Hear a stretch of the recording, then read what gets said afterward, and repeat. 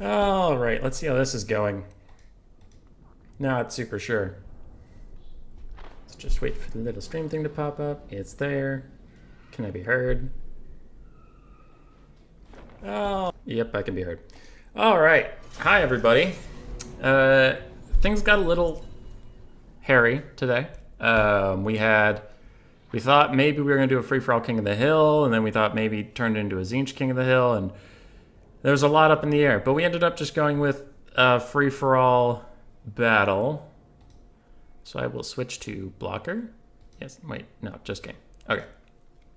So we ended up just getting 4 people together that knew they would be here tonight and wanted to play, and we're going to do some free-for-alls with them until one of them wins 3. So we have Grun, it's either 59 or 69. And if it's 69, that's nice, but I don't remember. So we'll see. We have Tien, we have Bobman, and we have Poon and Friends. It's 4 fun players, good people. I played with them on a Disney ladder. And we're going to hope that this isn't laggy as all sin. Hopefully. Hopefully. Hopefully. For now, just loading into the game. As with 4 players and 4 armies, I'm sure someone's computer is going to struggle. But we'll see. Main thing I care about is that it's not laggy. So it looks like we have Vampire Counts, High Elves, Warriors of Chaos, and Dark Elves. Very nice, very nice. For Bobman, the Lover of Chariots, it looks like we have some Lion Chariots of Chryse. Oh yeah, I forgot to mention. We are still doing a Tzeentch theme because the people playing wanted to. So any of your lords or heroes must be casters. Doesn't matter if they have spells, they just have to be casters. We have an Archmage of Fire on an Eagle and a Mage of Metal and Beasts on the ground for Bobman, I think just to give some more mana regen. Spearmen, Spearmen, Spearmen. Are these basic archers? Basic archers and Illyrian Reavers. On the backfield, looks like the vampires are getting a little frisky from Tien. There's no name because I believe the characters are not supported in English, but we have the Chillgeist and normal Hex Race along with the Dire Pack in Vanguard. And over with the actual army, we have the Lamian Vampire Lord, Sternsman, some zombies, Graveguard, more zombies, Graveguard, more zombies. Very nice. We have the Raven Heralds. That's fun from Grun, and it is 59. Raven Heralds, Dark Riders with repeater crossbows, 2 Scourge Runner Chariots, Dark Rider, so very mobile, kitey type of build with only a few Dread Spears between them, and Malekith on a dragon with Soul Stealer. Very nice. And finally for Chaos, we have 6 Skirmish Cav of various types, Horsemasters and some Horsemen, Zarthoriel, the Everwatcher, Chaos Knights with Lances, the Soul of Damnation, and Chaos Birds with Halberds. Now that is a lot of fun.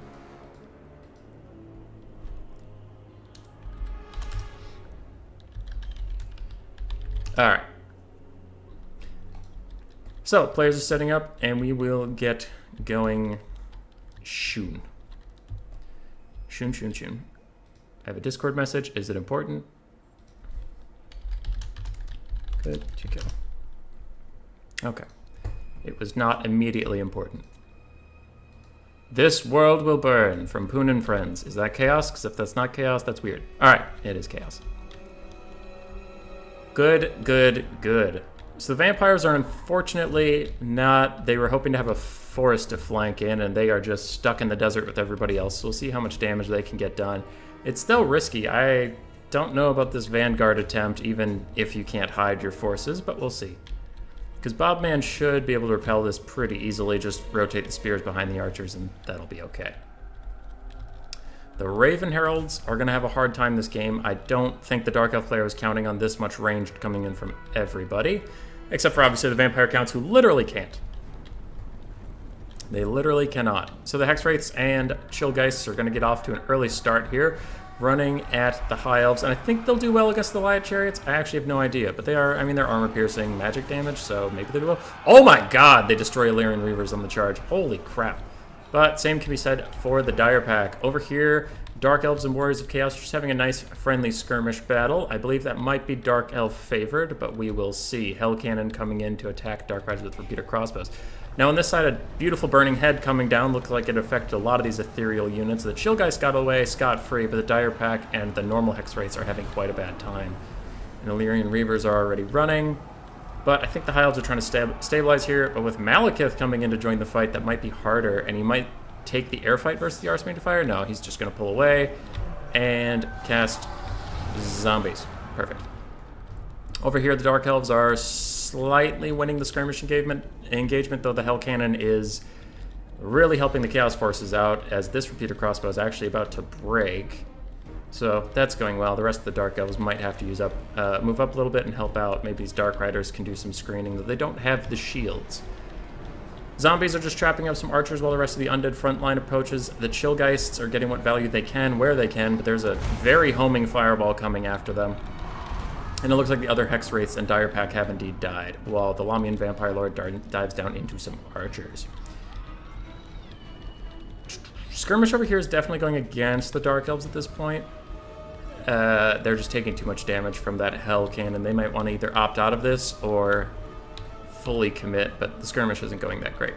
And the Vampires are slowly advancing on these High Elves, and if they can get stuck into combat, they'll destroy these Spearmen.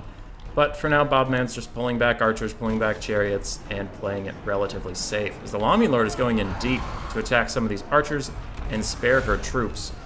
Very interesting choice. I think if dragons had better splash attack, this would be a better option, but for now, she might just get mucked up in lion chariots, which do surprisingly well against single targets. We will see.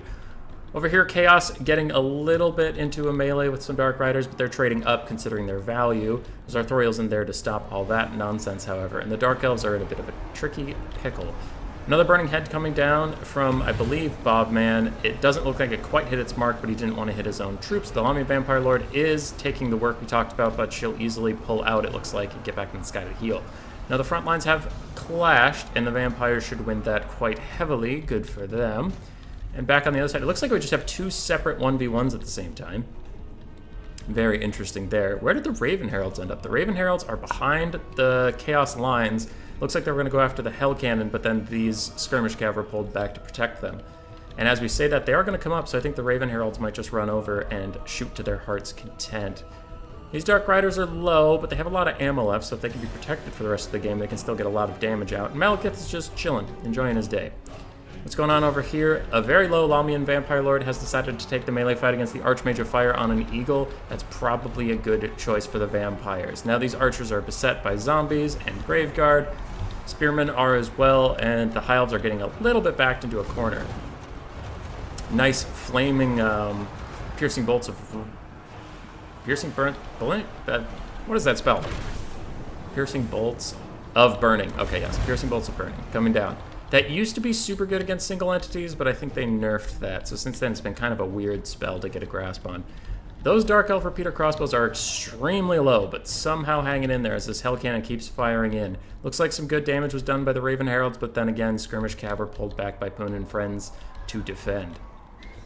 So the Dark Elves are definitely having a tough time of it right now for Grodin of 59. Over here, the Vampires are doing their best to get on top of this Archmage of Fire, but she's just casting stuff on cooldown as she has two mages on the ground who are both using the Starwood Staff and the Tome of something to give themselves a crap ton of mana. And that means Burning Head for days. What is that tome? I want to know. Yo, stab it. Book of Hoeth. That's it. So using the Book of Hoeth and the staff. So they're just two... They're like the Forbidden Rod of the Necromancers, just giving a ton of mana, but for the High Elves. Sartorial is taking a melee fight with Malekith, and that is not going well for him at all, though I believe this is just trying to keep Malekith on the ground until this happens. Chaos Knights come in, and that's either a Soul Stealer or a Final Trans. Okay, it's a Soul Stealer, so that's very good for the Dark Elves. Could have been good for the Vampires? No, Chaos. If it was a Final Trans on Malekith, that could be good. Though his health pool is pretty high, so maybe that wouldn't be that great. Lamian Vampire Lord diving in, and the Chillgeists have healing capped, though considering how long they've been running around these backlines, it's just surprising they're even still around, honestly. Burning Heads haven't quite taken them out. As we mentioned, the front line is going poorly for the High Elves now that they've connected. They are slowly pushing through, and over here the Warriors of Chaos are fighting quite well against the Dark Elves. I'd say they are advantaged in this fight, though it does look like the Dark Elves are going to goon out Zarthoriel if Zarthoriel isn't careful, very far behind enemy lines. Between Malekith and the Scourge Runner chariots, he should not live to see the light of day. Some Dark Riders here going to catch out these Chaos Knights with lances. and they will win that fight with the spears. The Dark Riders alone would get absolutely destroyed. Over here, the Hell Cannon is finally shut down. 2 dwarves are not enough to pilot it. Good job, Raven Heralds, for your tenacity, to say the least. Graveguard fighting here. Stern's been fighting there. It's really hard to see the ROR because that makes him purple, but this guy's already purple, so I don't know. Lamian Vampire Lord just trolling about, but he's having real problems because this Eagle Archmage keeps outrunning him with 20 more speed. Makes it hard for him to take that fight, even though he would win it. The Chill Guy's fighting alongside some zombies, really doing a lot of damage to the Lion Chariots of Krace, and none of these mages that the High Elves brought can heal. So the Lion Chariots are as damaged as they're ever going to be. Sartorial's down to 370 health, but still alive, and since he's unbreakable and a caster, 1 health is all he needs, really, to get his value in. It doesn't look like Malekith is determined to let him get away with that. Maybe he wants to pull back up into the sky. Malekith getting a little bogged down. Might have overextended outside his lines too much. Scourge Runner Chariots are firing into whatever they can. Maybe want to use their ammo on Sartorial. And if that's a Soul Stealer, then... Oh, the bird's dead. Big Bird is dead, and if Malekith can hold on while that healing comes in, he will be just fine. So that's a big blow against Chaos. Over on the Vampire High Elf front, the High Elves are running in every which direction. There's very little left for them still on the field. This is certainly a closer game than I thought game 1 of an FFA would be. Usually, in my experience, someone runs away with it. But it looks like all these players are putting in a very good show for themselves. So the Dark Elves are now pushing in, and it looks like they're going to have the bump and grind strength as all these skirmish cav are just terrible in melee, and they do have a few chariots / Dark Riders that are fine. Without their Lord, Chaos can actually be kind of cowardly. The Raven Heralds are running out of ammunition, but they're still flying. This will be good for running down things and carrying them off the map. Over here, the Lamian Lord is landing just to take care of this Major Beast, get some free points on her. And sitting. There we go. No. Sitting. Alright. Lamian Vampire Lord, you figure your shit out. I'm going to go elsewhere. Chill Guys are finally going to die after all this time. I'll be excited to see their value at the end of the game as they fight with the Lion Chariots of Krace, which are now running, and the Archmage of Fire is going to take them down. So for the High Elves have very little left. And while they are in first, I doubt they're going to be the sole survivor of this game and get that big bonus. And I don't think anybody's far enough behind that the sole survivor wouldn't just win them the game. It looks like Poon and friends might be down to just the 2 Chaos Dwarves and some Marauder Horsemasters, but I would not put my money on them at this juncture. Maybe the Dark Elves. I'll have to look at what they have left, but I think the Dark Elves might be my favorite to win at this point, as the Lamian Lord is still just trying to get some value out of that Mage of Beasts. It looks like she is having a lot of canceled attack animations. That is not doing her any good, but she is getting some attacks in. Now the Grave Guard start their very slow march over to face the Dark Elves, and the Dark Elves seem to realize that the Warriors of Chaos are no longer a threat and are coming over to face this. Looking at this, it's hard to say. I mean, 3 Grave Guard are certainly terrifying, and the Dark Elves are running low on everything, but I mean, Malekith's powerful. The Lamian Vampire Lord could come over and karate chop him real quick. That Archmage of Fire is good. I don't know. I don't know who's going to win this. Gaze of Malice coming down. Might do good damage. Yeah, it does a decent amount against the Grave Guard. And these Scourge Runners are going to try to pull all the way through. Maybe that one's going to get stopped up, but it looks like it will be just fine. Now, the Lamian Lord is coming to aid her people, as they desperately need some backup in this fight. Grave Guard are very tanky, but they don't do a lot of damage, so they need her to do some cycle charging here.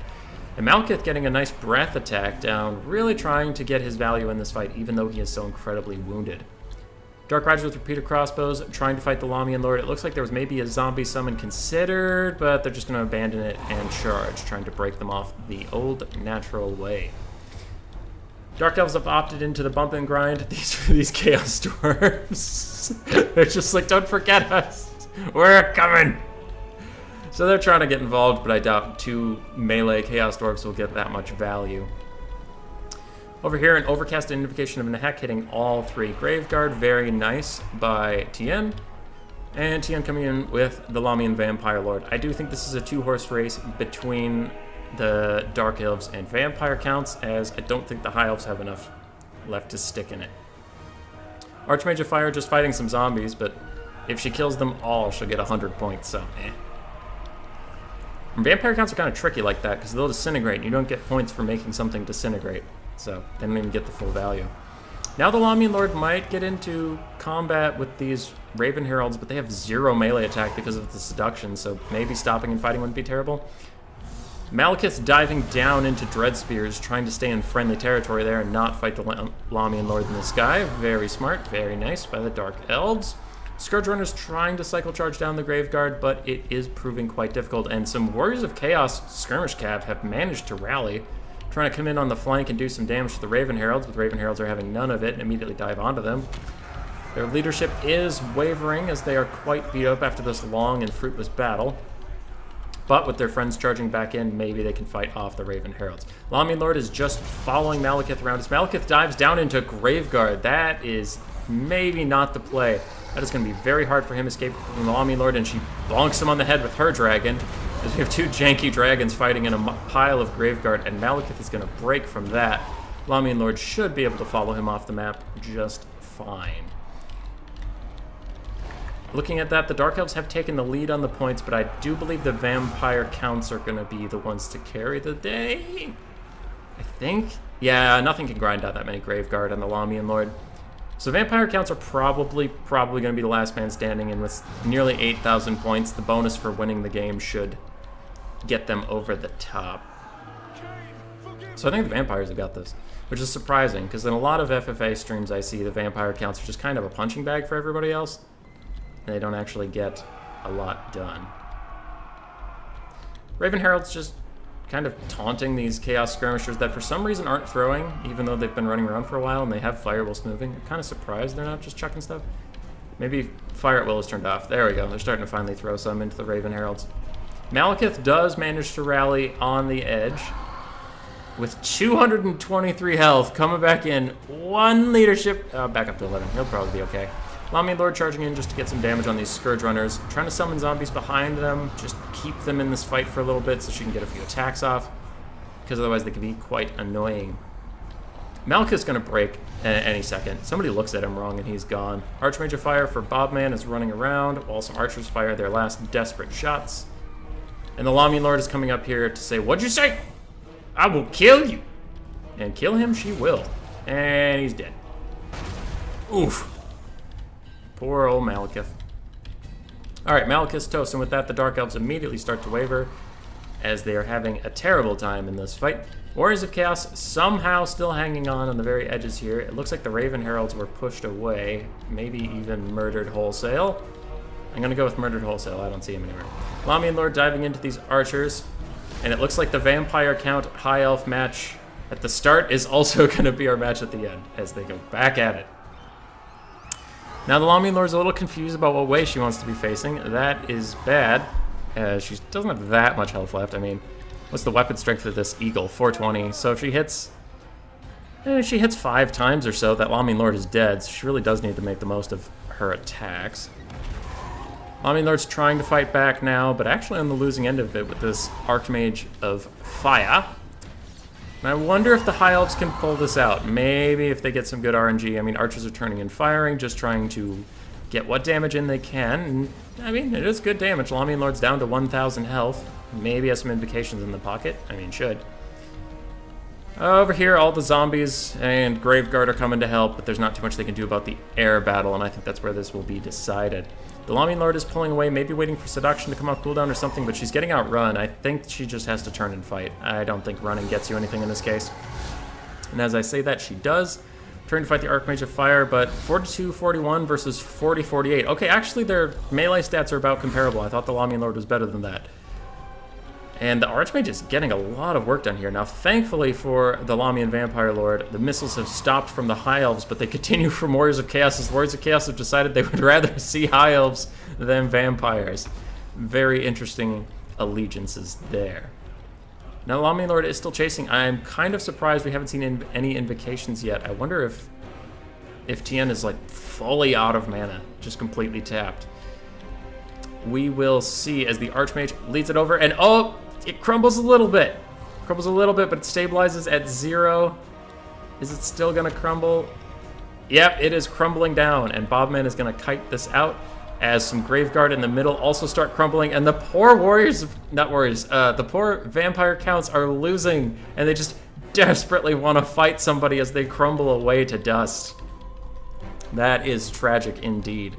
Some horsemen getting on top of the high elf archers, just taking the freebie there. And this has come down to a very close game, actually. That is so surprising. And over here, this Archmage of Fire has taken down the Lamian Lord with 3,300 value on her. Very nice.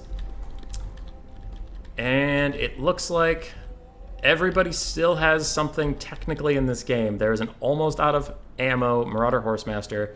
There's 2 units of Graveguard that are not crumbling. There's 1 extremely wounded Dreadspear, and there's a High Elf Mage of Fire. But she has got to be out of mana at this point. We've seen piercing bolts, we've seen fireballs, we've seen burning heads. She's got to be done. The Graveguard just forming up a little defensive box here as they know they can't catch anyone, so they got to wait for people to come to them. And it's been an interesting game. Nobody got completely trash canned right away. Nobody ran away with it. We're all at 9,700, 9,600, 9,500, and 7,500. The Chaos Horsemasters are fighting the Archmage of Fire as best they can when they got dove on, but they really don't have too many options at this point. And if they break, I think that's going to be it for Chaos. Maybe they'll rally, but it seems unlikely. Wow, those archers rallied. Okay. Good for you, archers. I guess they're the only thing with the Lord left in the game. Oh, the Dreadspear shattered, and with that, Grun is officially out of that game. Though he is in first right now, I think Bobman will be able to get 90 value in that much time, but technically Grun is still in first. So Bobman is just buying time away from those Graveguard, doing the best he can to get some points before he has to dive into there. But I don't think it'll be too much. Alright, so we're down to just the High Elves and the Graveguard. You actually do have to go fight these skeleton boys that are just waiting for you. But I think the result, it was closer than I thought, but I do think it is coming down to what I said, in that the Vampire Counts will win this just by grinding it out. Because I don't think Bobman's Archmage of Fire can do this unless there's a Burning Head in the pocket, which I doubt. Little bit of lag at the last second, but actually for having 5 people in this game, including myself casting, that's been pretty good lag-wise. Archmage is fighting, dying, and getting ground down. GG, well played. Very close, my lord. Yep, Archmage is getting ground down. And with that, Tien will win the first one, which I have to make a scoreboard. I thought I would... I mean, I could have done that before the stream, obviously, but I didn't know what we were doing until we got here. Yeah. But I didn't know what we were doing tonight until all of a sudden we were here. So, that's cool. I didn't make a scoreboard in time because I'm a bad person. Zombies paying for themselves. All right. 200, 200. Very nice. Lamian Lord, 3,300. And I got to see these hex rates. 2,500 from those hex rates. That is Lord value out of them. Bobman's Lord did well, as we knew. Any other standouts? Ooh. What happened there? 1 regular archer with 1,700 value. Another with 1,000. Very nice. Yeah, the High Elves performed quite well. I mean, they came in second, so of course they did. Grun, Malekith getting 3,000 value. Just all these players using their Lords really well. Really good kiting, too. That was actually a banger. Lampoon and friends. Zarthorio got caught out a little bit, but all the skirmishers did great.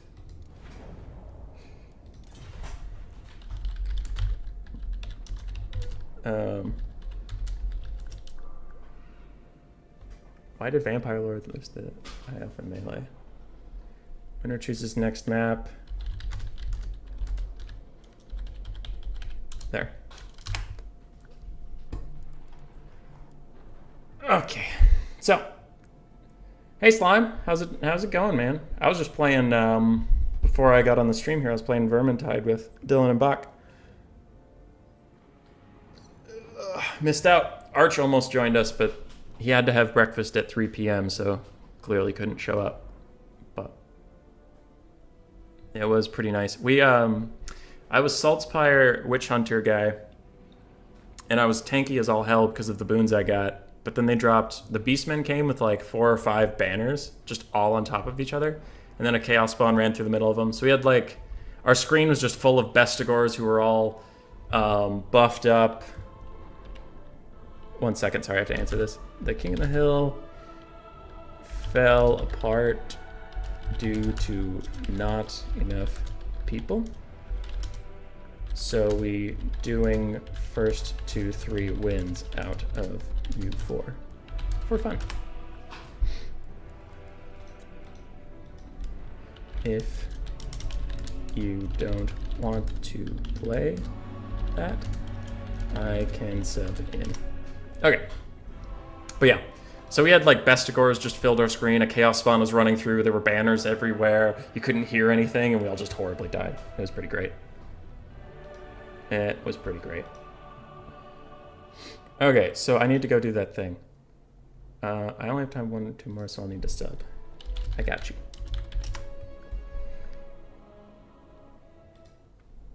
Okay, so I need to go to Photoshop, and I need to make a variant official scoreboard. Grun. No, not lorem ipsum. Stop that. Grun.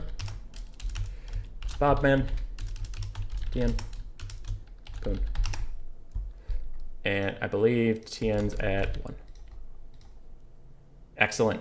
It's beautiful. It's beautiful. But that is just mostly so I can keep track of who's winning. It doesn't need to look pretty. It's going good. Stayed up late, so I woke up super late, like an hour ago late. Yeah. Yeah, that's pretty late, buddy. That's pretty late. Though you live in Alaska, so I don't even know what time it is over there. It's got to be at least 2 p.m. Gotta be. It is hot in Minnesota today, people. I mean, it's only 80 degrees, but I think our humidity is at least 60 or 70. It is summer indeed. So for anyone who cares, what we're doing right now is just some free-for-alls for fun. And we're doing kind of Tzeentch themed in that if you have lords or heroes, they must be casters. It doesn't matter if they have any spells attached to them, but they must be casters. Because some of the players wanted to play Tzeentch stuff, but planning got weird. Got weird. Sounds like Logic had a King of the Hill earlier today, so King of the Hill's people might be a little tired. That most of Europe went to sleep already. So Bobman picked Troll County as the map. Very small, especially with 4 people. So I'm expecting this to be a lot more of a bloodbath than the double skirmish side that we saw earlier. Hopefully. That last game, though, came down to the very end. Everybody was dead. And the vampire counts won. That is legitimately maybe the first time I've seen vampire counts win a free-for-all. They normally just suck and die. If these are to be believed, it looks like we're going to have Tien on Empire, Bobman now on Chaos, Poon and Friends on Lizardmen, and Grun on Tomb Kings. Tomb Kings. I mean, they're usually best form of play in free-for-all where you just want to deal damage is like Casket of Soul or 2, maybe a Bone Giant, maybe some Ushabti Great Bows, but that is going to be really hard to pull off on Troll Country. So I wonder if they're going to go with a Kitty Rush and just get a bunch of War Sphinxes and Chariots and shit and run at people. We'll see. Lizardmen will do fine on this map. They're pretty fine at medium and long ranges. They don't care because they can bump and grind with the best of them. Warriors of Chaos, of course, want small maps so they can get in and do some fighting. And Empire doesn't like small maps. No, their best way of playing this is either skirmishing or cannons and defending, and both of those want a bigger map than what this is, so Empire's an interesting choice, but I mean, Tien won round 1, so clearly knows what they're doing. I really hope Poon and Friends brings an Engine of the Gods, though. That's all I want. That's all I want today. We have a speed run going on. You can still submit your runs until tomorrow. Yeah, 24 hours from now. You have 24 hours left to speedrun runs. And I will say, one of my speedruns, I did experiment with Engine of the Gods, and I was not disappointed. It wasn't great, but I wasn't disappointed.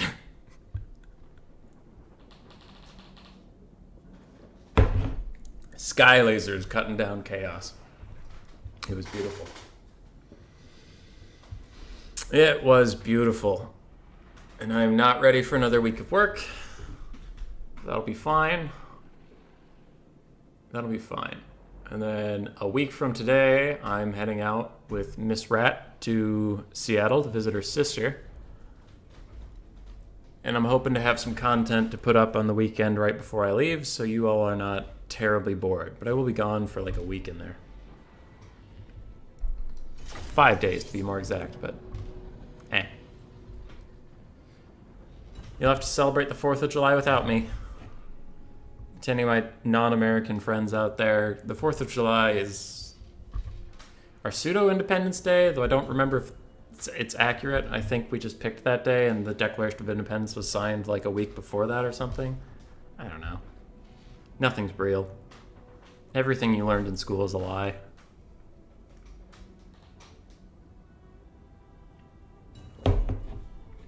Or at least that seems to be true every day. Yes, I called Grace Miss Rat. And that's what some people Discord and YouTube community have decided her name is, and I stopped fighting it. I'm trolling with it. She doesn't seem to mind, so it's pretty whatever. All right, we're loading in.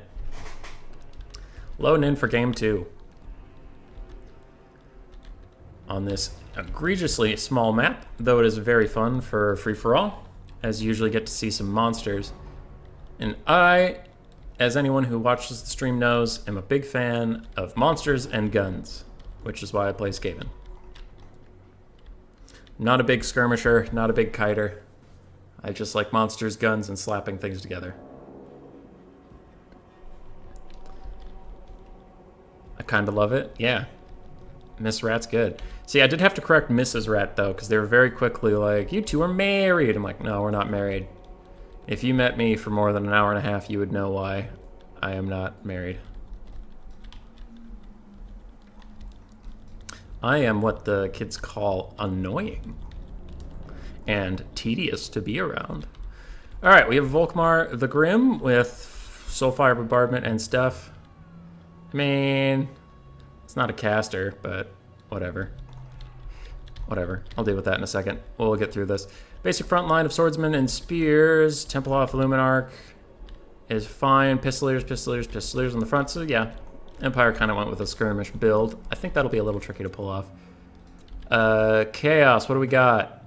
Chaos Trolls with armor. Archaon the Everchosen. Chaos Marauders. Chaos... Just a bunch of armored Chaos Trolls. Good lord. Bobman bringing in the memes.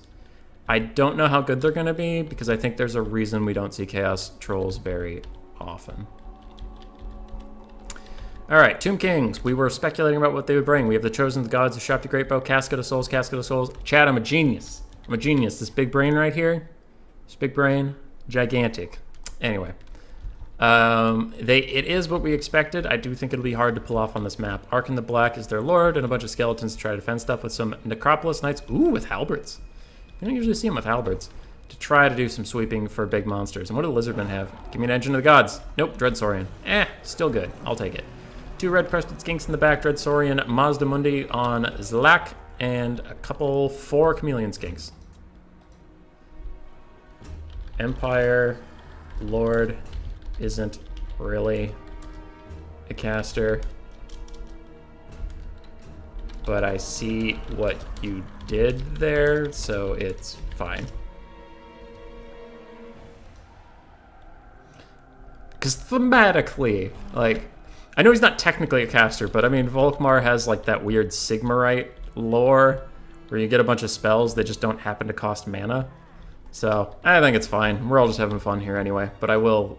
in case one of the other players sees it and is like, Volkmar the Grim's not a caster, you fucking idiot. It's like, yeah, I know.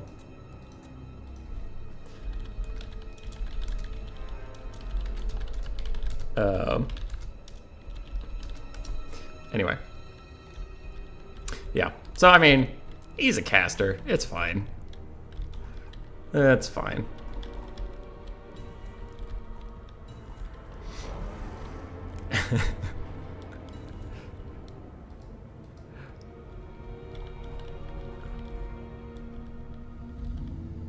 Okay. Alright, Poon and Friend's saying sorry, and I was wondering what he was saying sorry for. I was looking at his army like, oh crap, did you do something? But no. Ooh, and the Pistolers taking a very aggressive stance against the Tomb Kings, and I think they are just going to get shot in the face. Oh, no. Oh, no. Those poor Pistoliers already half health. There's another volley coming in hot, and I'm sure these guys will start ripping off really soon here as well. I believe the Empire player was predicting the cat build as well, and he could run and kite, but there is no kite in that. That is big owies. Alright, one Pistolier already running, mostly dead. These two 1/3 health missing, and one gets off scot-free to watch his friends flee. Hey, Flex Prime, good to see you. The Empire is just going to try to recoup its losses, maybe get the Luminarch up on a space where it can hit Mazdamundi or the Feral Dreadsaurian and get a lot of good points that way. And Chaos is just deciding not to deal with the Empire's bullshit at all, and they're coming over for the Tomb Kings. It looks like both players realize the Tomb Kings will be a largely static force, and they're collapsing on them. And that's why Troll Country is a little hard to do what Tomb Kings want to do in a free-for-all, which is just fire off Casket of Souls from the side. They definitely want to be on the side, they don't want to be the target. But that being said, the Chosen of the Gods are destroying this Dreadsaurian because of their arrows firing and then pluming out like that. His massive size is actually hurting him incredibly badly. And he's already taking a heal, but he's down to about half health. And he's getting tripped up a lot. No, Dreadsaurian, your massive unit count, unit model in this game is not helping you at all. Archaon is slipping right through the uprights of the front line, though, and he is going for that Casket of Souls. The Slayer of Kings will slay many a king today. A Tomb King. I did a wordplay. Alright, the Tomb Kings are not having a fun time on this front. I mean, all the damage on the Saurian aside, the infantry are having a terrible go of it, and even the knights are getting messed up. Archaon's getting surrounded here, but I imagine we'll see a burning head come right down the front end. Oh, never mind, Mazdamundi is going to bail out Archaon the Everchosen. You don't see that every day, as, oh, a Ruination of Cities was canceled. The burning head coming in here from, who? Oh, the Bright Wizard. Bright Wizard on a Pegasus cast that burning head, and then Archaon cast this burning head. And then there's a meteor coming from the sky. I think he has Comet of Cassandra on Mazdamundi. There's a lot going on here. There's a lot happening. Archaon is fighting desperately with the Chosen of the Gods, but they are running for their lives. Both the Caskets are also running, and a Luminarch of Hysh shot is coming in to hit them in the butt. Chameleon's Kings are having the time of their lives. The Dreadsaurian is not having a good day, but technically still alive. And Mazdamundi is coming for Ark in the Black, and I imagine he has a net. So that will be interesting. Chaos has collided with the front line of the Tomb Kings, and the front line of the Tomb Kings ceased to exist, as we should figure. Luminarch pitch shot coming in, and it takes out like 3 Chaos Trolls. Oh my god, that was a lot of damage. I guess it didn't kill that many of them, but still, they blocked it for Archie, so good for them. Very loyal Chaos Trolls. Someone's typing things. Okay. They seem fine with it. So the Empire is trying to get involved in this backspace, but mostly they're just using their Luminarch of Hysh to the best of their abilities as Archaon and Mazdamundi team up on the poor hapless Tomb Kings. And Grun is having a tough time this game. Poor Grun. Luminarch of Hysh shoots a tree because fuck trees, I guess. Smokey the Bear will be mega pissed as the Empire decides what is best to do, whether to charge into the melee or to stay on the outside. One Casket of Souls is fading, gone. Looks like the other one is already dead and gone. And the Chosen of the Gods and Archon are just trying to slip out the back door. They're like, nothing to see here. Just please let us go away. Very funny. Just checking a Discord message quick, but it appears to not be important for the moment, so I will leave it alone. Mazdamundi is now stuck with Archaon the Everchosen, and that is not a good fight for him. As those Chaos Trolls, with most of their health and almost full leadership, just run straight off the map. You cowards. You absolute cowards. Chosen the Gods deciding now is their time, and they're going to turn around and do what they can, but a very nice banishment coming in from Mazdamundi, and this corner of death has just been terrible for everybody involved. Now Chameleon's Kings are pushing out. They decided they should do something about the massive Empire force sitting there largely uncontested. And now the Empire does have most of their troops, but the problem is they don't have a lot of points, and there's already a lot of people that are dead. So, they're gambling that winning the game, like being the last person surviving, will get them enough points to win this rather than just getting involved in the murder hobos. Now here, I don't know what that is coming down. That's a banishment, I believe, from Volkmar the Grim. Yep, he is nearby enough to cast that, so it's just ripping through some Chaos Marauders, but it doesn't do too much damage to the trolls, and those are the big targets here. Dreadsaurian pulling away. It was just trying to distract people from Mazdamundi, which did work, and his leadership's positive, so if you can get enough distance between him and these trolls, he should rally. But he doesn't have that much more speed than them, and the edge of the map is coming in hot. The Tomb Kings have managed to survive for now, and the Chosen of the Gods are kiting away with Ark and the Black following shortly. And is Mazdamundi going to go off the map? Oh, yes, he does, and that is terrible for the Lizardmen. Poon and Friends is having a hard time, and now the Chosen of the Gods are teeing off into that Dreadsaurian again, just trying to get some of that massive value on him, and he is going to rout. And with that, the Lizardmen are about out of juice. They just have some Chameleon Skinks to really kite around. Empire army largely still fine. Uncontested. Luminarch of Hysh has been firing away this whole time, but we might want to save some of those shots for Archaon and only Archaon, because I think that's the only target worthwhile left. Maybe Ark in the Black if he can get there, but I think Archaon's relatively a cheap lord, so I wouldn't waste my time with it. Just go for Archaon. Now, Grun59 pulling out the Chosen of the Gods well, somehow keeping them alive and all this nonsense, and the Chaos player, Bobman, does have his back against the wall, and with some trolls, that is a terrible place to be. So he does need to push out of here rather quickly, and it looks like the Luminarch maybe did get a shot onto Archaon, considering his health is that low.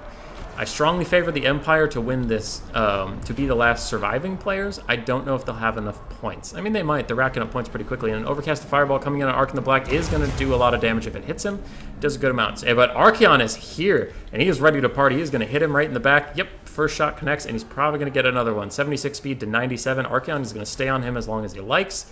And Ark in the Black is probably going down here. As Archaon hits him 3 times in a row, he's going to crumble away to nothingness. Lizardmen coming in over, and it looks like everybody's realizing that Archaon is maybe the most expensive thing left on this map, and they just want to get the value where they can. Very nice for them. Sigmar's Sons and other Empire infantry just pulling in, making a nice little enclave and pushing forwards into here. They're not going to let anybody escape, and they're going to rout everyone off this map. Now, winning gives you either 2,500 or like 3,000 points. Ooh, Net of Amnitok coming in. Is that from the Luminarch of Hysh? It is, and it's going to try to get a fat shot right onto Archaon. Can it see over this hill? It apparently can. Oh, poor Archaon. He just has to watch it happen. And it hits him right in the face, even going into some Chameleon Skinks afterwards. Excellent value, but he is unperturbed, and he got netted again from somewhere? Never mind, he's fine. He's fine. Okay, so he runs away. He's going to try to survive, but I don't think there's too much he could do in this state. Maybe if he has a nice Burning Head he can cast. Chaos Trolls are terrified, and they're so close to the edge of the map that even the Terror route might actually kill them. Nope, they do come back at the last second. Archie is trying to get involved, but I think he took a Fireball there for a second. And he is slamming into the Temple Hall of Luminarch, not really getting a hit in. And his leadership is negative, falling, and he is gone. With that, the Empire is technically in last place, but I think they can clutch it out. Chaos is the only one far enough away that maybe winning, like winning outright, wouldn't give you enough points. And that those Chaos Trolls are trying to club some things on the way out. It is going to be close. Everything's terror routed. So I think what Bobman wants now is for army losses to happen as soon as possible. Because I think the longer this game lasts, the better it is for the Empire. And I think it already may be too late for those hopes and dreams, but the thing with hopes and dreams is you gotta have them, no matter how unrealistic. These Chameleon Skinks are still fighting, really to no avail. Chaos Marauders are rallying in the distance, but I do think this is only a matter of time till it ends, as there's one unit of armored Chaos Trolls left fighting. And with that, the Empire closes the gap enough with Chaos that I do believe they're going to win this game. And that'll be 2-0 for TN, if true. Though, a nice Burning Head does come down from Bobman, doing some good damage there. Archaon was somewhere in the middle of this mess, but I think he's dead now. Let's look for him. I don't know where he went. He's gone. Oh, maybe they were just fighting Chameleon Skinks, not being an idiot. Yeah, Archaon's way over here. I just lost track of what was going on. I'm sorry. Archaon fighting to the last, honestly, and he's going to try to club the crap out of this Bright Wizard in the woods. 87 health, surrounded on all sides, 23 leadership. And you guys say Sigvald's the problem. 13 leadership, but he's chilling. He's got standard die going. 78 health. There's a lot of other stuff going on, but I don't give a crap about any of that. And Archaon dies to a Bright Wizard. Very nice. And I believe that will be 2-0 for Tian.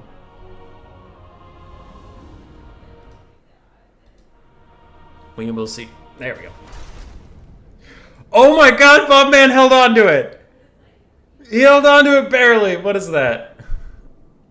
100, 200.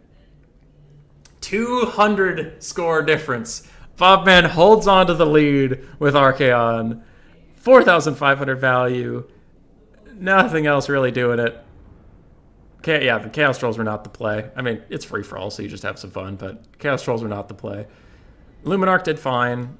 No, Shredder, the Dreadsaurian didn't do anything, unfortunately. You love to see it, but you hate to see it. And the Chosen of the Gods, honestly, did great, considering how quickly the Tomb Kings got collapsed on. Very nice by them to just get what value they can and keep pivoting. GG, I decided I'd rather rush the Tomb Kings. GG. GG, well played. Bob Man, pick a map. And we can keep going. 1-1-0-0. Well, nice. Clutch Burning Head from Swiss Pikeman. Kind of sad the Tomb Kings got ganked, though. Yeah. Yeah. You hate to see it. So now I'll go back to Photoshop. I played spoiler both games. You clumped up my skins. Haha. Oh. Very nice, Poon and Friends. Very nice. So there we go. That's the scorecard. The beautiful, perfect, lovely scorecard.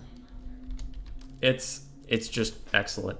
You know what? Let's add some colors to this. Let's change you to blue. Let's change Grün to green, because Grün is green in German. All right, you love it. And Poon.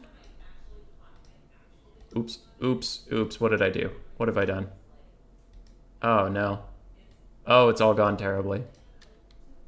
Okay, I think we fixed it. I think we'll fix it. So we'll go with orange, because yellow is really hard to see on white. So we'll go with orange. It's so pretty. It's like I made it in first grade.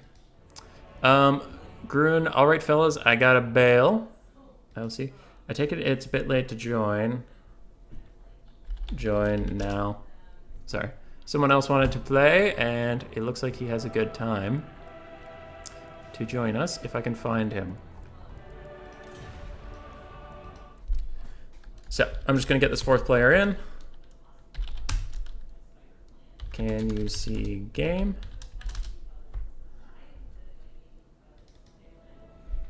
What's next map? And we have CC3 Artisan Tech Priest West.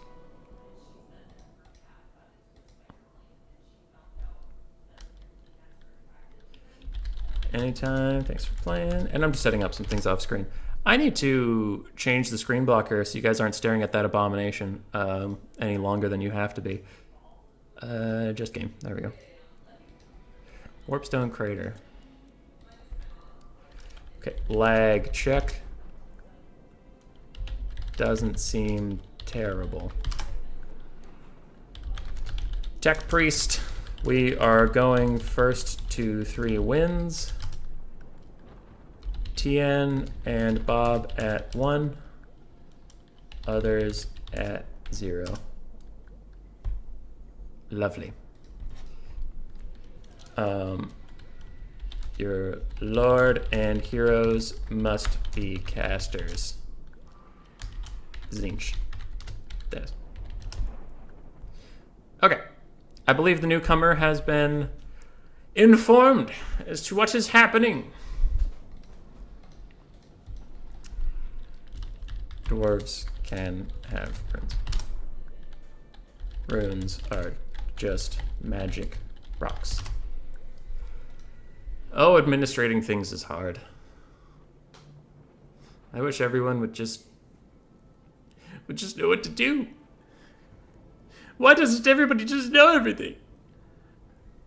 My life is hard. Human Boy, can you show how to be a good mouse someday? Joke's on you, Flex Prime. I don't know how to be a good mouse. Yeah, I could.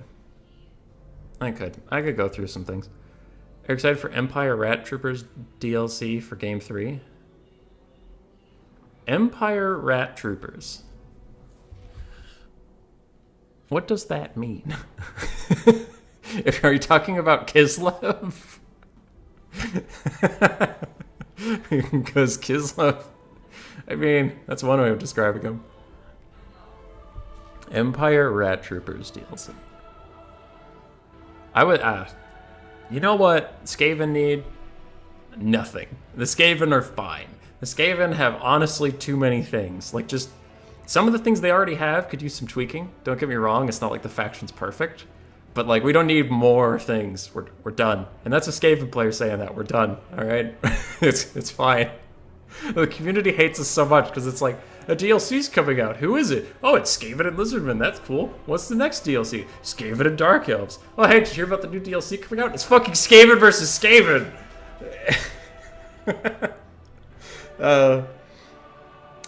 Yeah, we're stacked.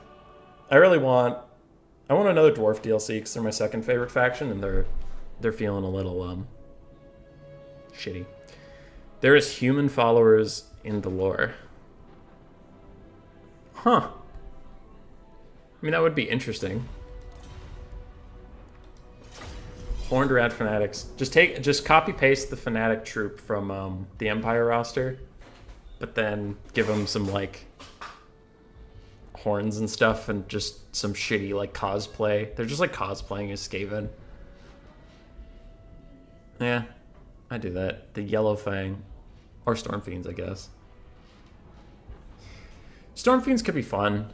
I feel like Morskatar's Hellion and the Mutant Rat Ogre kind of already fill that, like, abomination of metal and flesh feel, you know? They're fine. Like, I think the biggest issue... Sorry, I'm getting distracted. My cat is very mad. I'm not letting him inside.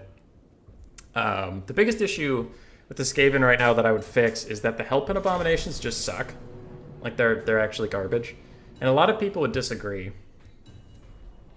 But, I don't know. Whenever I take them, even if they don't break or anything, they get, like, 1,000 value. And you can fight with them all game, and they'll still never get their value back. Because what they're good at, right, is a large monster to run straight into them and then stay there. Because they can't chase it. They can't, like, net it down. They have terrible splash attacks and all that garbage. And it's like, okay, yeah, cool, but when does anybody ever take a lord on a dragon, land them into your formation, and stay there? Never. Okay, then they kind of suck. So I think if you took some of their, like, single target damage and moved it to splash, they'd be fine, but it's just, I don't know, they're just not that good. In my humble opinion, and the dwarves are kiting us all, and the other three players keep readying up and just immediately getting canceled by the dwarves. I've never seen Warpstone Crater, and just because I don't feel like picking the map that often, I'm letting whoever wins the round pick the next map, and Bobman chose this one, but I have a sneaking suspicion there's a reason that we've never seen it. I'm worried that this map is just gonna suck. Like, it's just gonna be objectively terrible for everybody. But we'll see. There we go. So TN on the dwarves is now ready.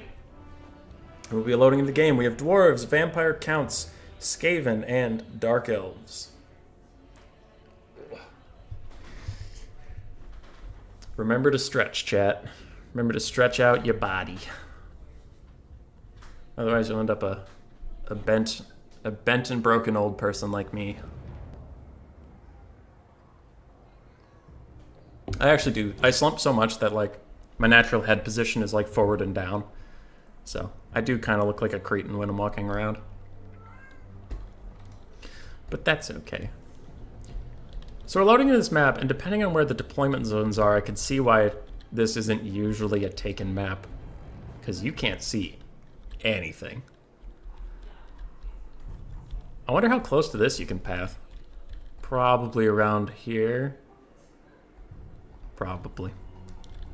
So for anybody who's just logging in now, the scoreboard is on Photoshop, and it's beautiful, but it is Bobman 1, TN 1, Poon and Friends 0, and then Grun / Artisan Tech Priest West 0. And why I have to say slash is because Grun had to go, and Artisan Tech Priest joined.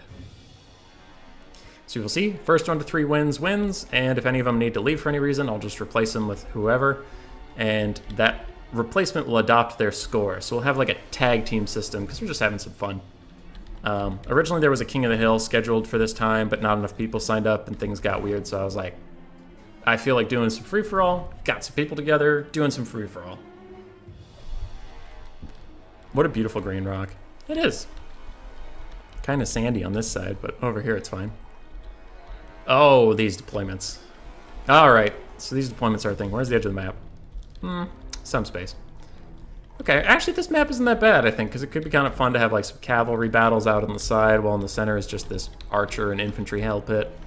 So for Bobman, on the Skaven, we have 2 Poison Wind Mortars, 2 Skaven Slave Slingers. Are there any more? Nope. A couple Rat Ogres, including the Pit Fighters of Hell's Deep. It looks like they're the only ones. 1 unit of Wolf Rats. This is just kind of a smorgasbord build, huh? Not really sticking to anything. Lord Skrulk for Lieber One-Shoticus and a Warlock Engineer. Very nice. A Hell Pit Abomination that I just ranted about. And watch as that one now is going to get like 5,000 value and make me look like an asshole. Skaven Slave Spears, Clan Rat Spears. So some nice chaff for them, but otherwise a pretty concise force. Now the funds are a little lower, but not that much lower, so I think everything he has is just really expensive. Alright, over here for the Dowie, we have a Rune Lord. Some Dwarf Warriors mixed... What is this? How am I supposed to look at this? Dwarf Warriors, Miners with blast charges, more blasting charges, Dwarf Warriors. 4 Rangers, it looks like. Iron Drakes and Iron Drakes with Trollhammer torpedoes. More Rangers in the back and a Rune Lord. And I thought I saw the Skyhammer. We see the Skyhammer. That is lovely. For the Vampires, I think they're going to have a tough go this game, but I say that every game. It looks like they have 2 dogs. Yep, 2 dogs, some zombies. I saw 1 Crypt Ghoul in there, some Skeleton Warriors, and Skeleton Spearmen. 1 unit of Cairn Wraiths. Are these Blood Knights? Blood Knight, Black Knight, Black Knight. Okay, so a mix of Black and Blood Knights. We have a Necromancer with Forbidden Rod and the AoE Healing Aura, and we have a Blood Dragon Vampire Lord on a horse. Yep, he's on a horse. With the Helm of Discord, Invocation of Nehek, and a Zombie Summon. So very standard, very nice, good vampire count for us. I approve. Dark Elves, very popular these days. Ravagers of Rakarth, some Witch Elves, 5 Witch Elves. That's a lot of Witch Elves. Cold One Dread Knights, and who's your lord? Marathi. Very interesting Dark Elf force, extremely elite. So if any Dark Elves die, that is a big problem for them. But if they can get their hands on you, it's going to be a bad time. Now, the Dwarves have Vanguard deployed in front of the Skaven. Usually, the Dwarves don't want to fight the Skaven in any matchup, but we'll see how they do here. Definitely trying to get the drop on them. And the Ekron's Miners are apparently vanguarding onto the Warp Stone. They are here to mine it. Never mind, they're going to somewhere where they're actually useful. And setting my dreams of memes alight. Vampires are forming kind of a weird box. They don't really know what they're going to walk into over that hill, so I imagine he's being very careful about his deployment. And players are readying up. I wonder how much of the Skaven forest the Dowie can even see. Oh, they have the Skyhammer. Okay, they can see it, because it'd be funny if they just walked up and they had no idea what they're getting into. As they got gassed over the hills, and various war crimes were committed by the Skaven. So we'll see. The lag doesn't seem that bad right now. And we got a new player, and every time you try to connect, 5 people from God knows where on the planet, get a little laggy. But so far, we appear to be blessed by Tzeentch himself.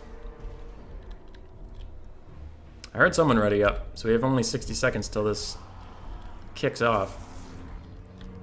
I'm curious about the Skaven force. I personally don't believe in it, but we'll see if Bobman can work miracles. Start off, and the Dwarven Vanguard is already firing up and into Clan Rats with shields. They will resist that decently. And another Clan Rat summon goes over the hill, just trying to spot what's going on. Some Poison Wind going in and doing some decent damage, hitting 3 units of infantry there. Very nice. A little bit of lag, but we'll see how it does throughout the game. Dwarves otherwise are just contemplating their options. Vampire counts are advancing because they have nothing better to do, and the Dark Elves are going to hard rush the vampire counts. It looks like this force was built to rumble with them. They don't really want to deal with kiting or any ranged nonsense.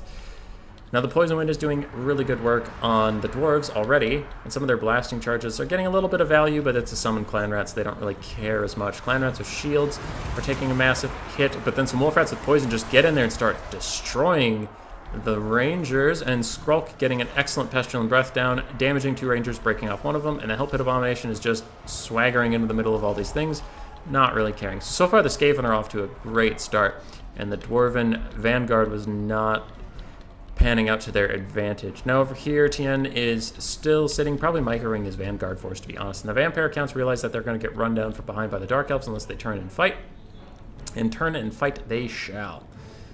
They are not known to run from a challenge. More Poison Wind raining in from the sky, doing tons of damage on the dwarves, as now they're starting to flee as monsters and poison have rendered them quite injured.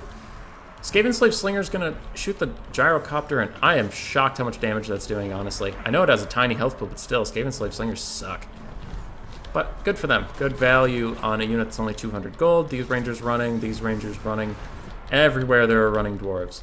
Now, Tien's main force does have to get involved, in my opinion, or his rangers are just going to get picked off for free. Over here, Vampire Counts are now starting to close the lines with the Dark Elves, but the Dark Elves were built for this. They live to scrap.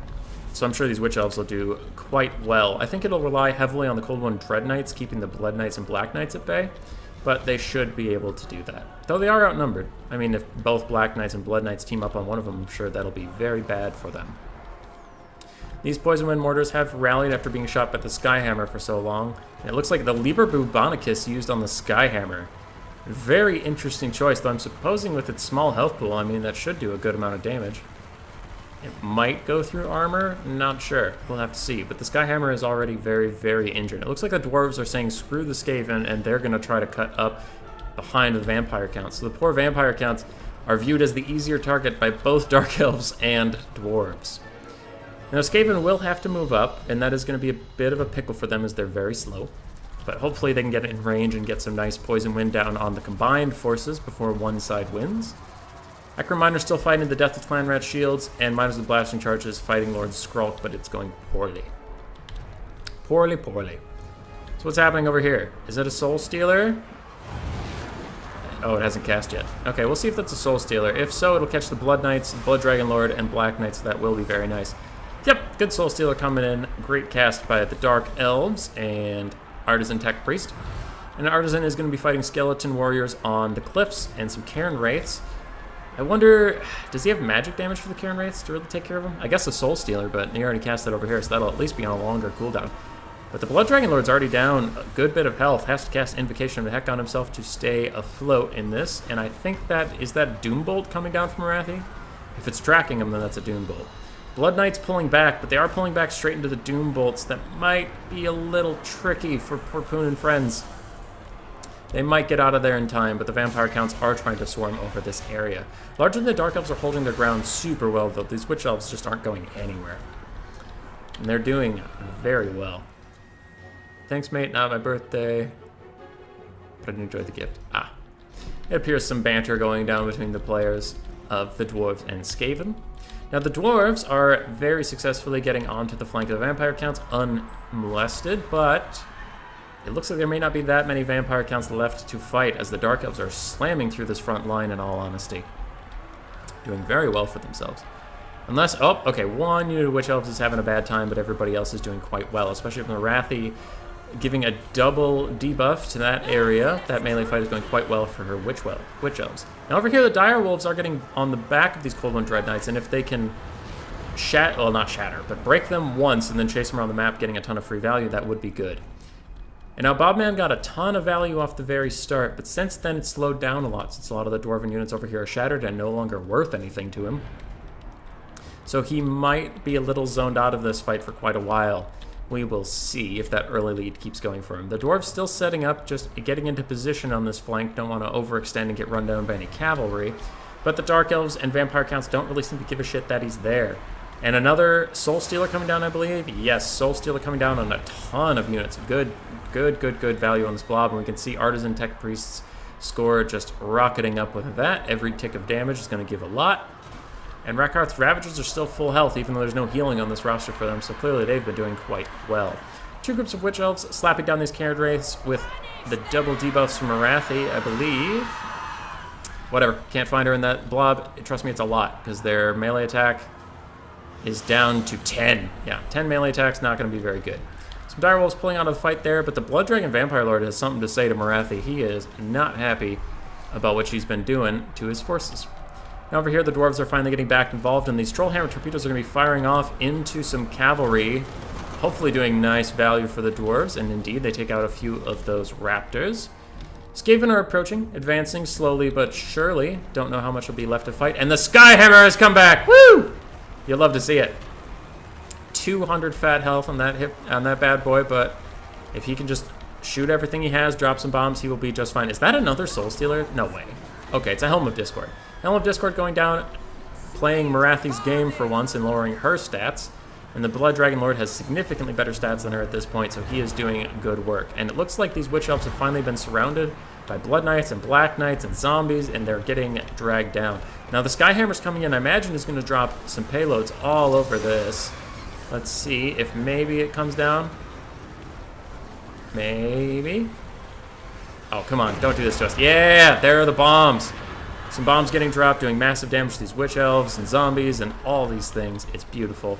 It's carnage. And the Skaven have gotten involved. Even more poison wind on top of the poor dwarves. No. The poor dwarves can't get away from that poison wind today. Marathi is the only Dark Elf left standing in this pocket, as, ooh, Reckhart's Ravagers are actually still down here, and they're firing into the Blood Dragon Lord. Very nice, and some Cav is coming to bail out Mama Marathi. Ice Power would be proud. Skaven Poison Wind is coming in clutch. I think the Skaven are going to be the last men standing, but we'll see if they can get enough points. It looks like they actually will. Skaven are in a great position right now. Marathi's still fighting in the center here, doing okay. If these Trollhammer torpedoes can fire into this blob, they don't care who they hit. All of those are good targets. And we do hear some explosions coming in as they delete the Dark Elf Cold One Dread Knights. No help will come from Marathi if the dwarves have anything to say about it. And it looks like they are now going to tee off into these vampire counts. Doombolt coming in, doing pretty nice damage for a Doombolt, honestly. Scorching a lot of clumped up units there, and the dwarves are just taking advantage of everything they can. And after their really rough start, honestly, they're making a pretty good comeback for themselves. Is that going to be another Soul Stealer? If true, Marathi, you're ridiculous. Marathi, you're ridiculous. Rune Lord's running in there just to get in some melee combat, but most of the work's getting done by those Iron Drakes, the Trollhammer torpedoes. Oh, those poor Blood Knights. Oh, no. Just trying to charge up the hill, and they are getting deleted. Reckhart's Ravagers, though, are seeing a very nice opening that they can run right in and just fear nothing. As long as the Trollhammer torpedoes are not shooting them, they'll be perfectly fine. So in melee combat, there they go. Boom. Sending dwarves flying, doing a good amount of damage off the cuff, and we'll do even more in a second. Master Rune of Wrath and Ruin lowering their speed, and Marathi is hanging on leadership-wise. She's in the middle of this thicket, but she's doing okay. Two of the lords are healing capped, everyone else is doing fine, and the Skaven are just wondering what the party's about. This Necromancer having a bad time as a Hell Pit Abomination and dogs just get all over it. Mortars firing off, still have a good amount of ammo left to them, and oh, are they going to hit this clump? That would be nice. Ah, they do. They hit the clump. Everybody's suffering the wrath of the Skaven now, and I think there are just too many Skaven left, because even if everybody else allied against them, I think the Skaven could pull this out. You'll love to see it on a Skaven-themed channel. Some Iron Drakes with, just normal Iron Drakes, are firing into the Hell Pit Abomination, do some decent damage, but only for a brief moment before their lives are ended. And the Blood Dragon Lord and Marathi are finishing what they started. They're going to see who wins this duel no matter what happens on the rest of the battle. They don't care about that. They just want to scrap. Liber Bubonicus coming in on the Blood Dragon Vampire Lord. Bobman not okay with an honorable duel and just deletes the Blood Dragon Lord. Why would you do him like that, Bobman? No! And with that, the vampire counts crumble away. The dwarves are largely on the run, and it looks like the Rune Lord will be the last man standing as he goes to duel Skrulk 1v1. Go, Rune Lord, go! Skrulk hits him with his massive, flail thing, and he's getting a Warlock Engineer in to help, and a Hell Pit Abomination in the back. I think this is gonna be it. Oof, as a nice clubbing comes in. Ravagers of Rekarth are technically still in this, but I think if the Wolf Rats get on him, it'll be over. And I think that's going to be GG for Bobman as he's in the lead right now, and I really don't see a way in which he can fall behind. So very well played. Very well played, and you get to see a Skaven victory. Let's check the help hit. 416. See, I was right. It doesn't matter that he was out of the game for most of this. It doesn't matter that there was nothing for him to fight. I was right. And sucks. It sucks. Wolfrat's doing a lot, mostly just chasing routing units and getting a bunch of damage value on them. Slinger's doing fine. Warlock Engineer and Skrulk doing fine. Good for them. Rune Lord did okay. Trollhammers did fine. Skyhammer... Oh, the Skyhammer tried to carry the Dwarves so hard. Go, Skyhammer, go. But it looks like largely they struggled. Poon and Friends. Blood Dragon Vampire Lord did fine. Blood Knights did well. Nah. Ooh, one Direwolf did really well. One Direwolf did great. And Ed is meowing at me, so we might get a cat cam here pretty soon. Marathi, 4,000 value, very nice. Witch Elves all performing pretty well considering their cost, and Ravagers of Rakarth doing excellently. I made it. Whoops, switching accounts. Hi, David Kelly, whoever you are. Do we get repeat picks? Sure. Map, Shrine of Cain, next map. Okay. Sure, Shrine of Cain. Someone asking about repeat picks. Sure, repeat picks. Bobman 2.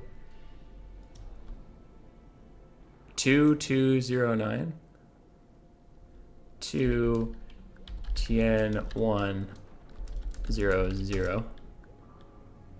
If you need to go, feel free. I can replace easily. No pressure.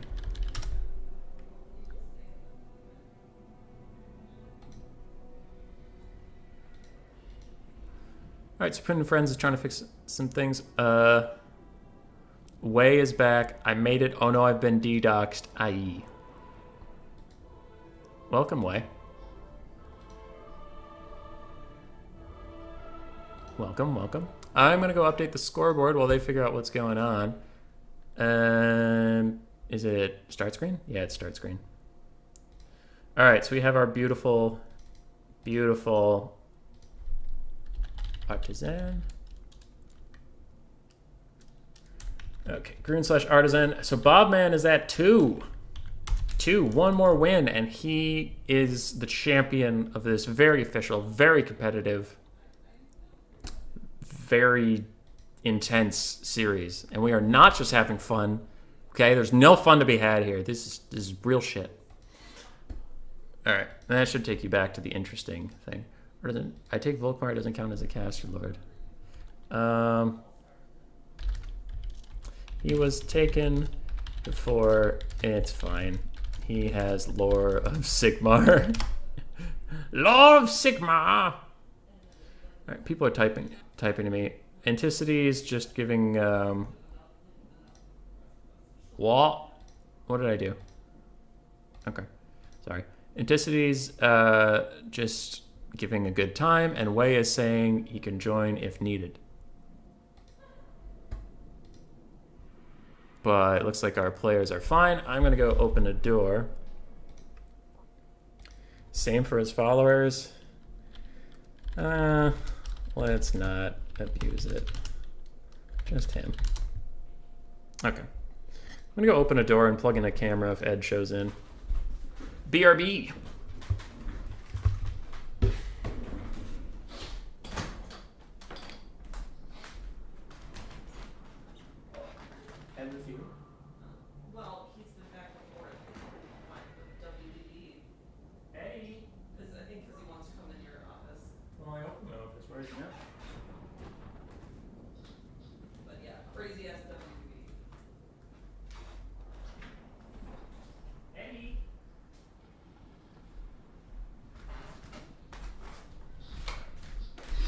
Alright, I'm back. I'm back. Ed has been very upset that his father has been locked in the streaming cave for a while.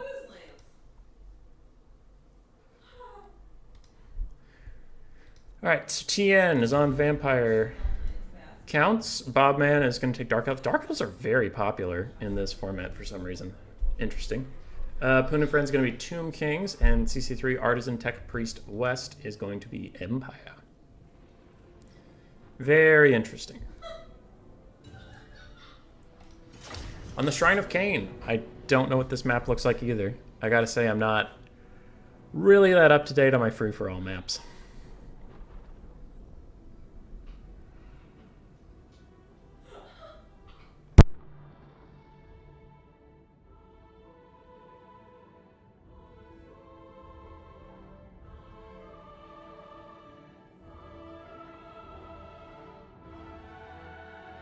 Alright.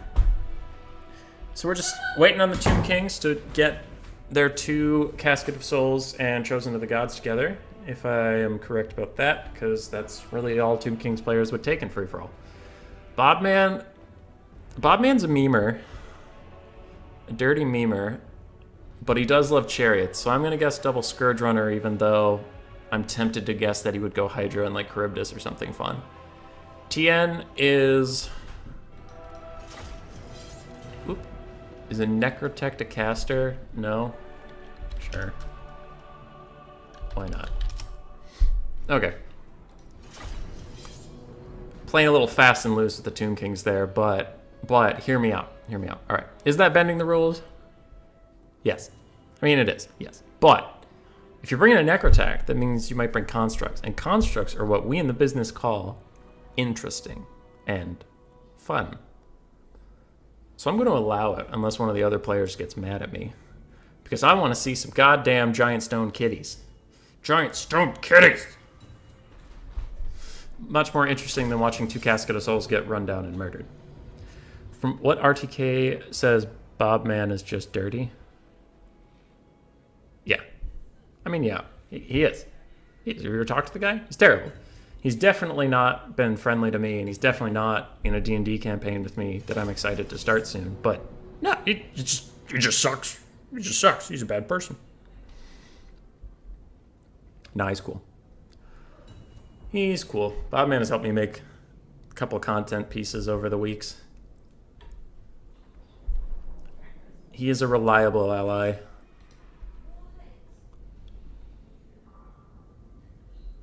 So Poon and friends still figuring out what's going on with the Tomb Kings. Anyway, back to predictions. So I'm guessing, yeah, Bobman's going to go Scourge Runners because that's just kind of how he do. Tien, I think we're going to see some air cheese. I'm guessing Blood Dragon. No, Lamian. Lamian Lord in the air on a dragon. 2 Vargeists, 2 Fellbats, and then some Knights to run around. I'm guessing a full mobility vampire count build. Artisan Tech Priest. He's a wild card. I'm going to go with Hellstorm Rocket Batteries. Poon and friends, consider the Necrotech question. We're going with cats with blades on their hands. Boom. Done. If I get all 4 of those right, I get an ice cream. But only if I get all 4 of those right. If I get 3 right, then I have to go to my freezer, take out the ice cream, melt it, and dump it down the drain. You heard it here first.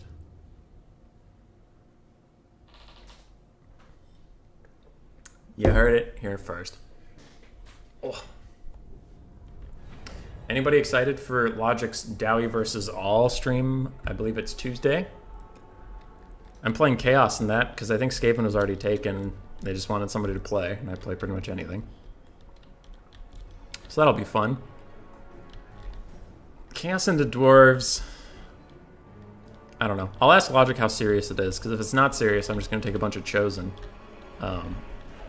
If it is serious, then I probably do what I normally do in that matchup, but I don't want to tell you that, because then you'll tell the Sons of the Mountain, and then they'll know. And now that we're here, I do know this map. This map is kind of wild. There's a lot of terrain you can't pass on it, and some interesting start zones. So very interesting indeed. I think the Empire are going to struggle if they have any straight shots. If they have like cannons or something, they're not going to have a good time. Hellstorms would do fine though, so Hellstorms, come on.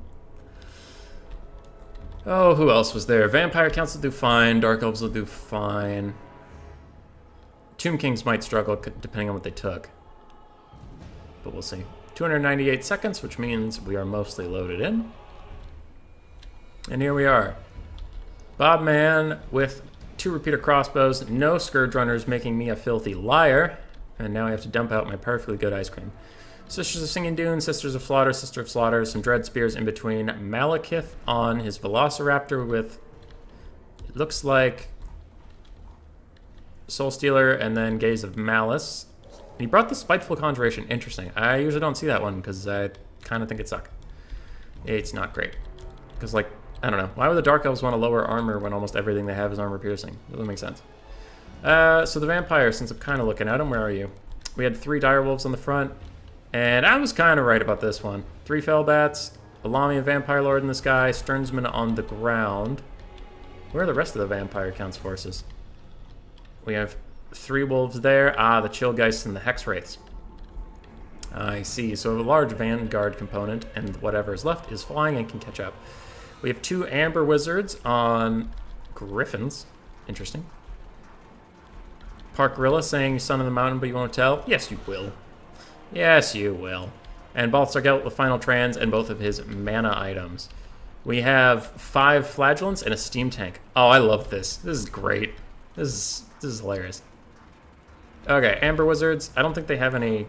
No, they're just Griffin casters. They don't have any spells. What do we have over here? Skeleton Horse Archers for the Tomb Kings. Is that a Tomb Scorpion? Tomb Scorpion. Some Archer Chariots, Necropolis Knights with Halberds, Cetra the Imperishable, and various Skeleton Warriors. I don't see a Necrotect, so I don't think the Tomb Kings player ended up going that route. Lovely. Lovely. Only 1 casket, meaning there's more to actually defend at this time, but looking around, I don't see a lot of great targets for the Casket of Souls. Flagellants will be nice. The 1 unit of Sternsman will be nice, but otherwise it's going to be tough. And Tien, oh god. Tien vanguarding on Bobman again, and Bobman just staring him down.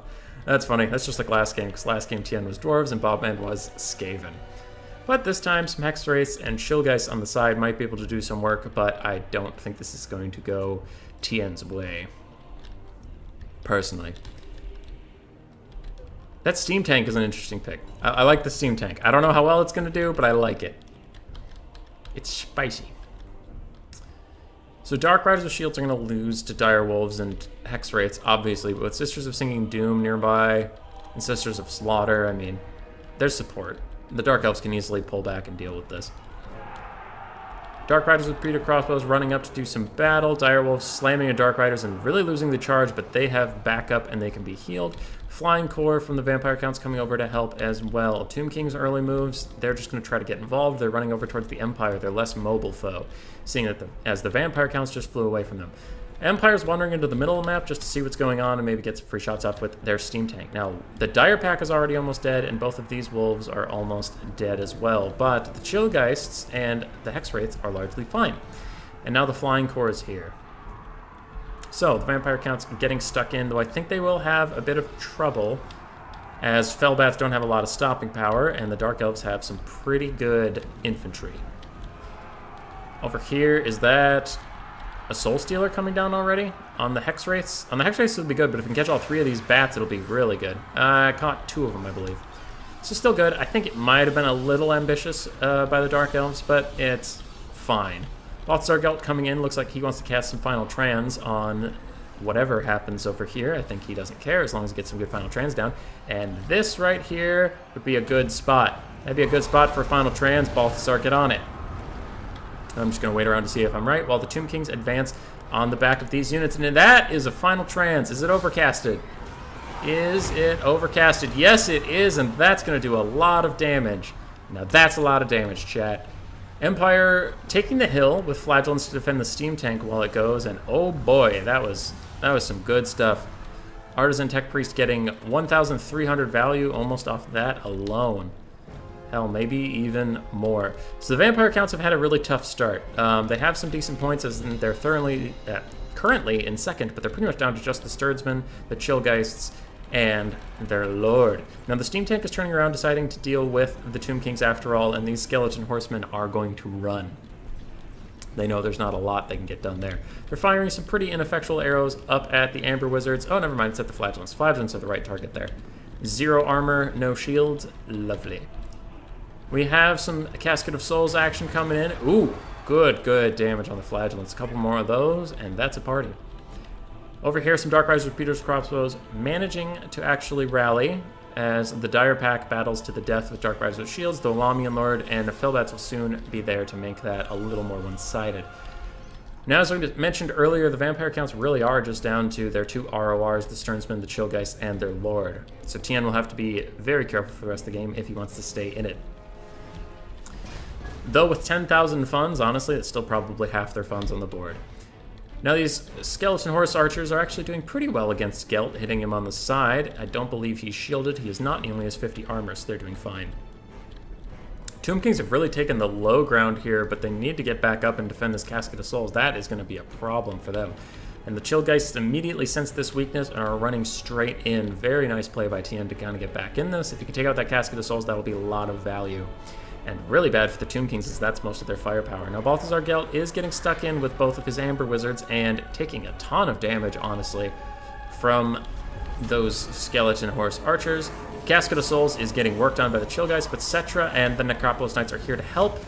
Ooh, and a nice explosion from Cetra causes the Chillgeist to run, as Tien does not want them to take that damage.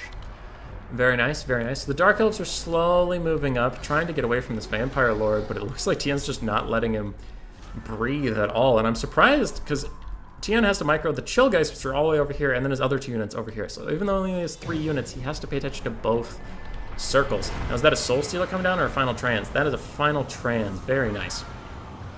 Very nice Final Trans, taking care of those Skeleton Horse Archers quite well, and some of those Chariots. Now a Soul Stealer is coming down on top of all 3 Empire characters and some Flagellants, and there are just AoE damage spells going off everywhere, as is Free-For-All. Now, the Casket of Souls has been secured by Poon and Friends. Very nice play there. He definitely needs that if he's going to stay in this game, and it's once again firing into moderately expensive, low armor Flagellants.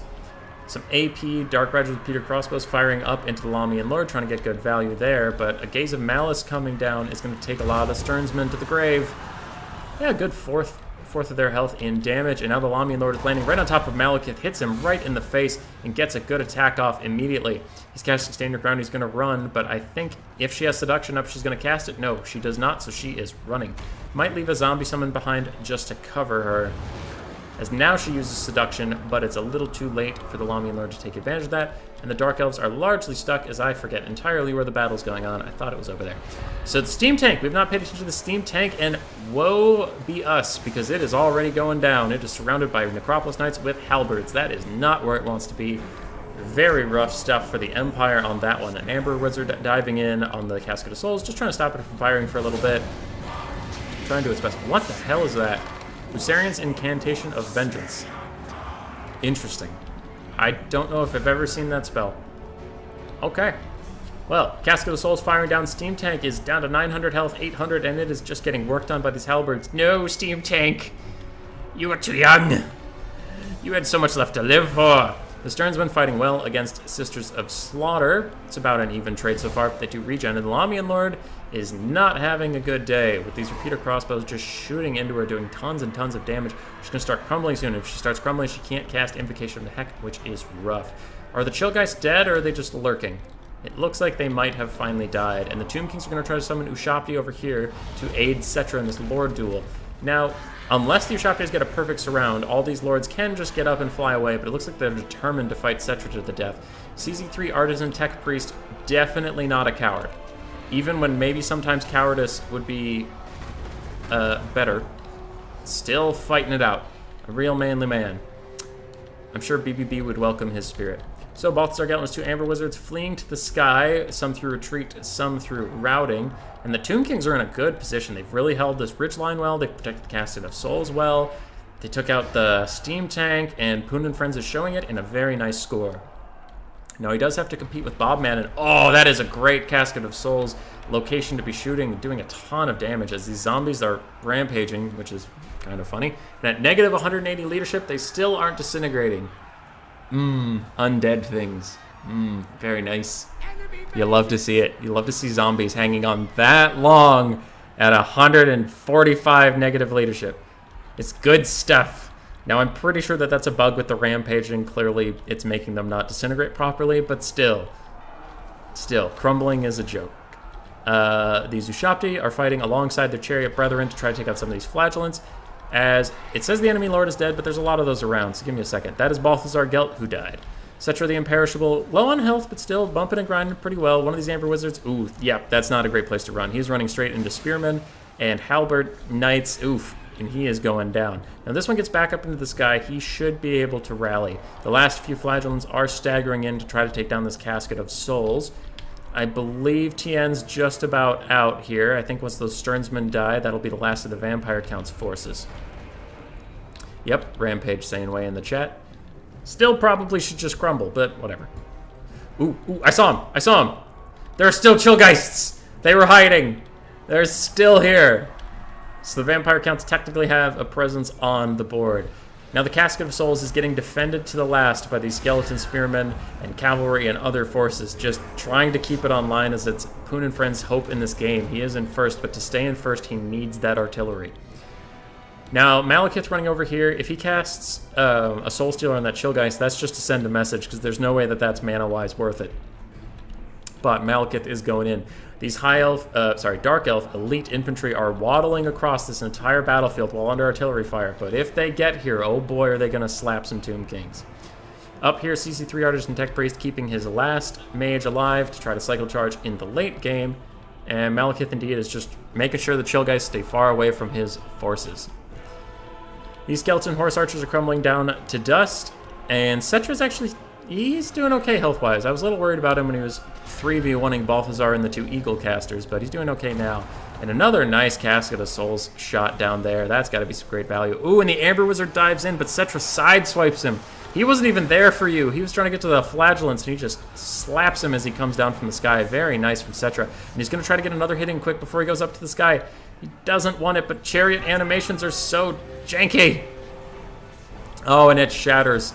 And with that, I think the Empire...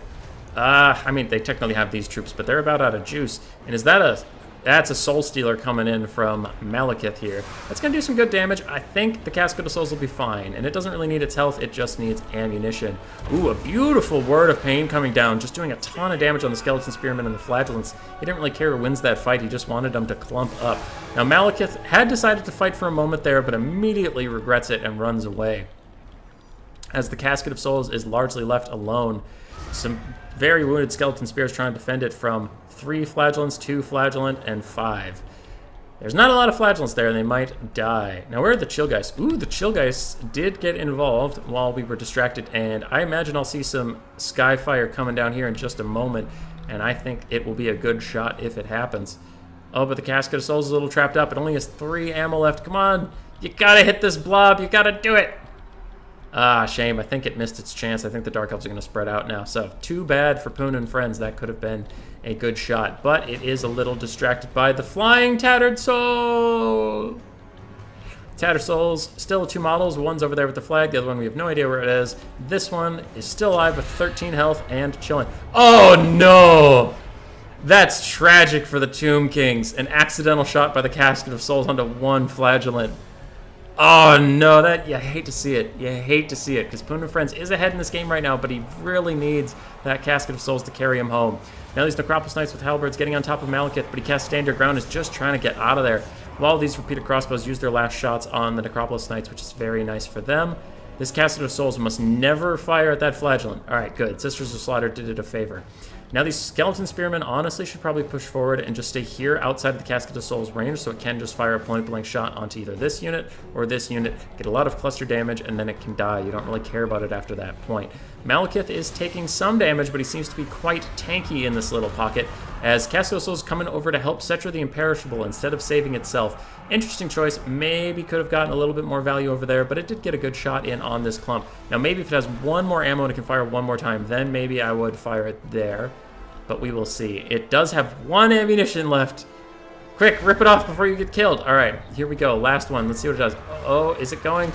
Oof. Unfortunately, an ineffectual shot on the spread out Sisters of Slaughter. Over here, Cetra the Imperishable is rampaged, but he does kill Malekith on the way out, and Poon and Friends has taken a decent lead. If Cetra can get a lot of value on his way out the door, maybe Poon and Friends can stay in first, even if he loses. In the, loses in the game sense, but points-wise might stay ahead.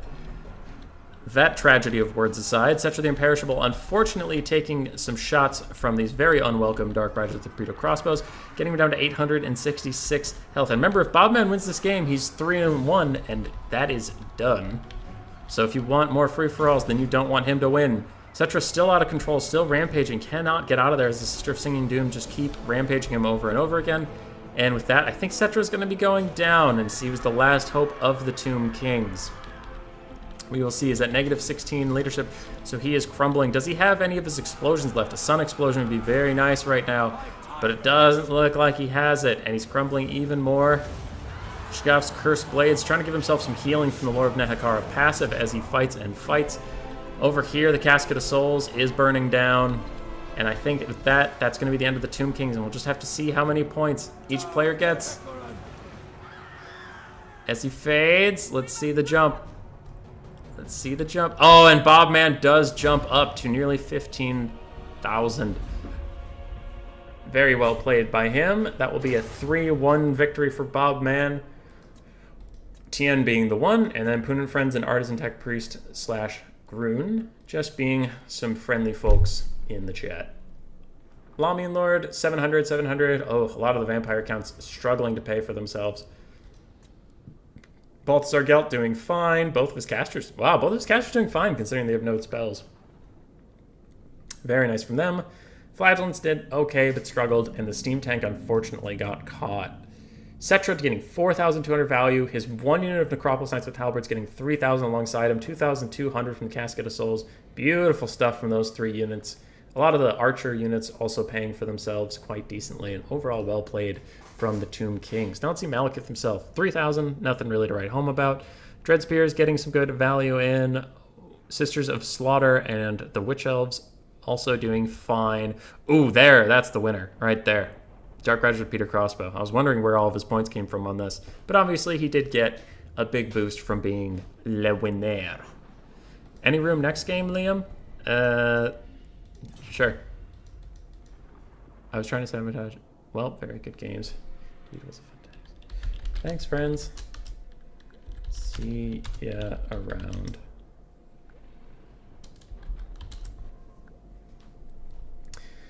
All right. So, I'm going to just sneakily host another lobby. Filthy Rat FFA 2. Password 992. And I'm going to play in this one with anybody who feels like showing up, but the score and stuff is over. So, these are just for fun. Get rid of you, get rid of you, get rid of you. Add a human player. Boom, boom, boom. All right. Anybody can join. Just having some giggles.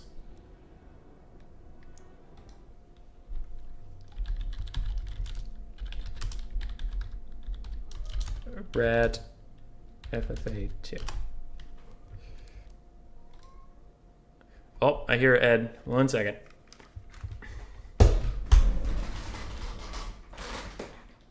Hi, Ed. Hi.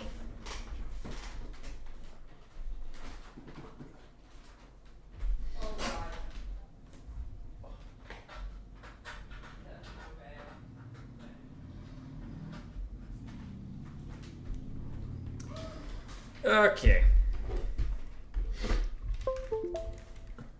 What do we got? What do we got? How do I turn the camera on this darn thing? What?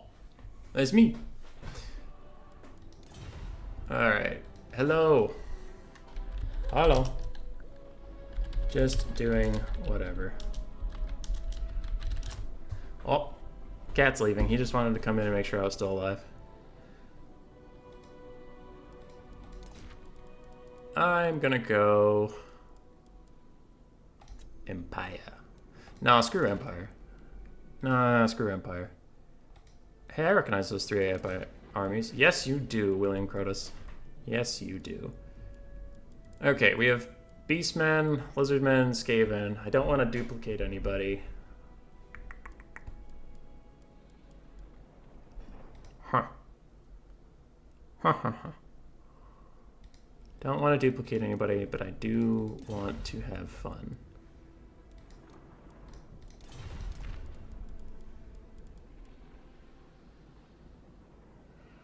I'll go Norska. Not enough Norska in the world. The smart thing to do would be to take Wulfric with Sea Fang. But I'm not a very smart person. So we'll go Throg. We'll go Throg. And we're going to go Werewolves. Okay. So Werewolves. Don't need casters or whatever. I just realized that with that caster requirement, I literally couldn't have played Norska. That's kind of tragic. Oh, but wait, I can't go all werewolves if I want a caster at all. Shit. Well, we'll go fire. Fire sorcerer, fireball, burning head, the usual. And then we'll go skinwolves, skinwolves, skinwolves, skinwolves, armored skinwolves, and then some ice wolves, beasts of Tashnar, and an awkward 200 gold. Get rid of Throg. Get Wulfric. I'm sorry. I tried. I tried to be fun, but it's not allowed here. 600 gold. I need more dogs. See, that's the thing. Is I need wolves. Or I could get the Icehorn Marauders. Get the Ice Forge Legion. Oh, what does it even do? It's unbreakable. Doomfire.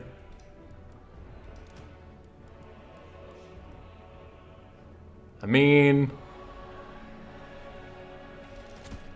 how can you not? Is really the question here. Is how can you not take the Ice Forge Legion? All right, now we just gotta make it work. Are we joining Rat Chat voice chat? I am Salty, by the way. Hi, Salty. Sure, I'll join the Rat Chat.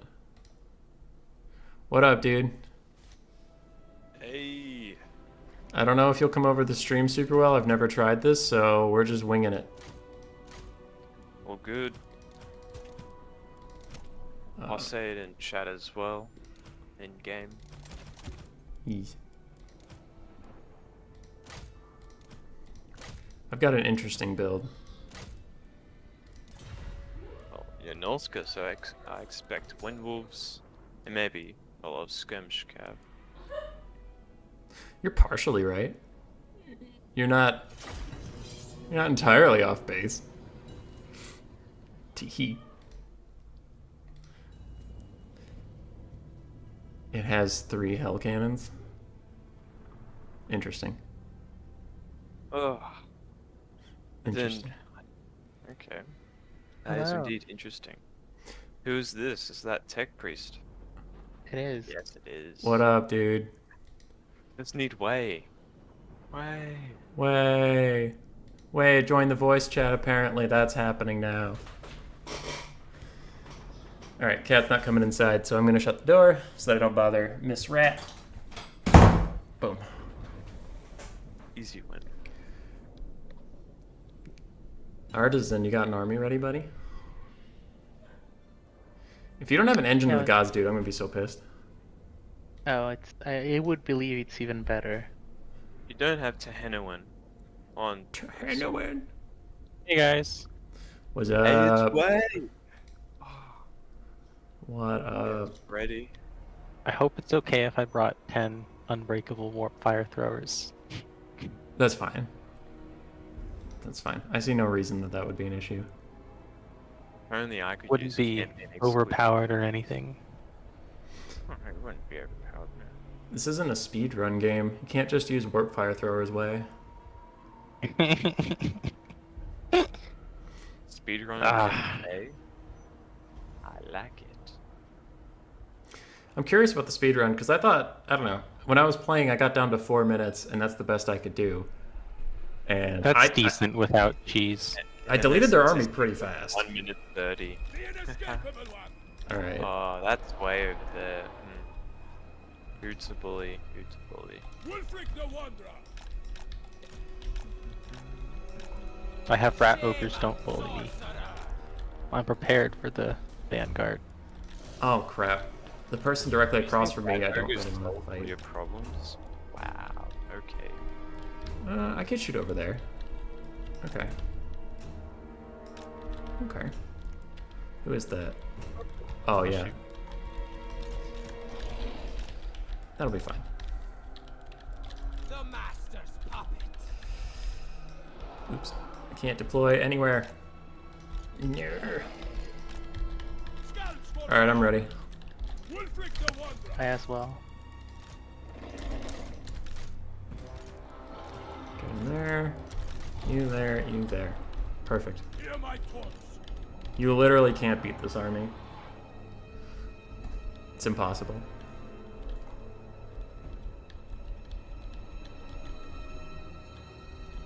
Impossible, you say? Okay, I'm ready to. Highly improbable. Okay. We shall see.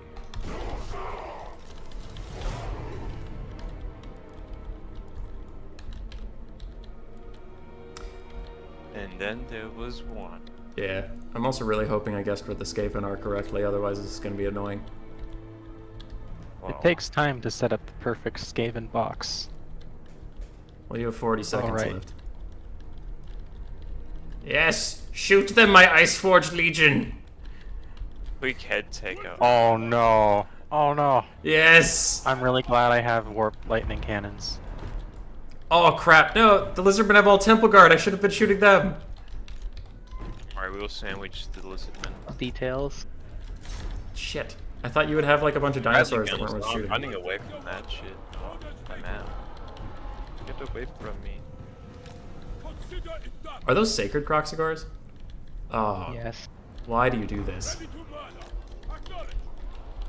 Triple Temple Guard, triple Sacred Croxigor. Well, I hope you like snowballs. Hey! Hey! Stop it, Skaven! I only shot at you for a little bit. It was an accident. Alright, to be fair, it looks like that army's gonna destroy you. No, no, no, no, no, no, no, no. I have made gonna- an unstoppable force.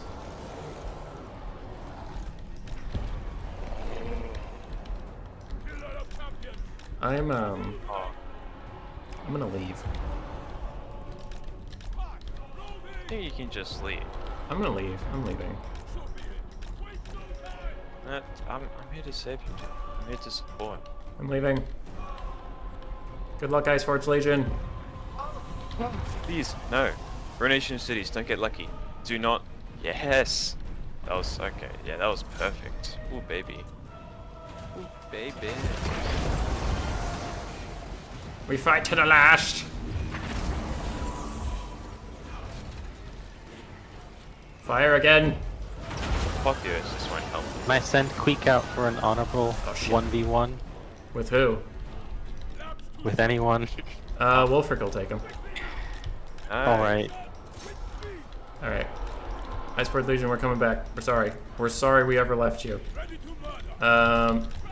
Queek can fight Wolfric. He's coming. He's coming through the narrow back channel. I see him. Also, stop with the red-crested skinks. Alright. We said we were sorry. Yum, yum, yum, yum, yum, yum. Oh, did you just pop two like refuse to die? How does that work if they like literally eat you? Are you just in their stomach, technically alive? No, they actually lose models. Oh no. Okay, I'm a little too clustered up in case there's a burning head. Queek and I are fighting? Okay, sure. Good luck. Ow. Good luck. I took some rough stuff on the start there.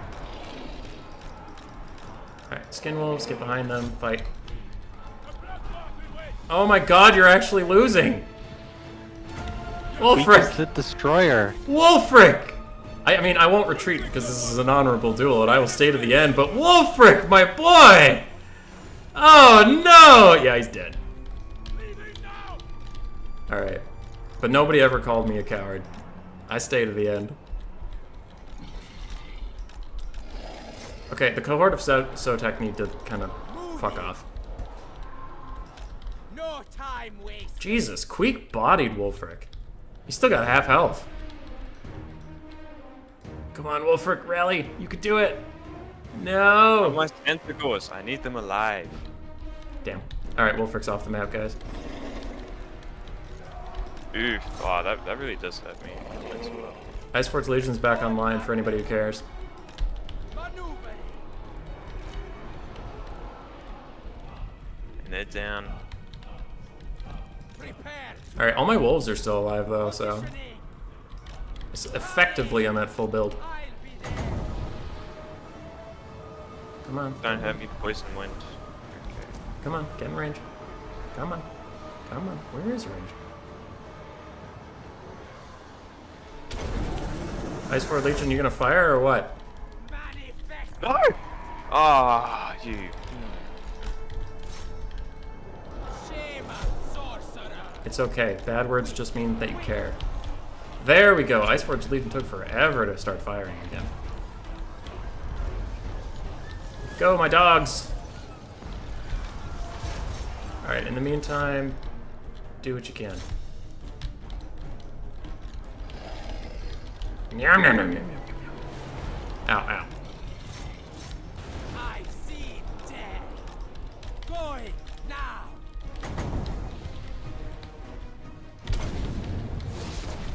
Alright. Shattering off a lot of the lizard men. Turning around to fight before you all die. Positioning. Iceforge Legion is doing well. Iceforge Legion is doing very well. Ah, suck it, Queek. Time for sorcery. Never thought I would say That's that. not honorable. You already killed Wolfric. What more do you want from me? Bravest rat. I mean, he is great. Will you two rally? Come on. Come on. You just shattered the cannon. Darn. As is my birthright. I will shatter your other one too. Shame on sorcerer. Also, where's Queek? Shame on death. Oh my god, my dogs aren't Dodge rallying. it. I'm surprised how poorly my skin wolves are doing in melee combat with exactly what they're supposed to be fighting. I'll be there. Quick, quick. No, Kazrak. Live to chariot another day, please.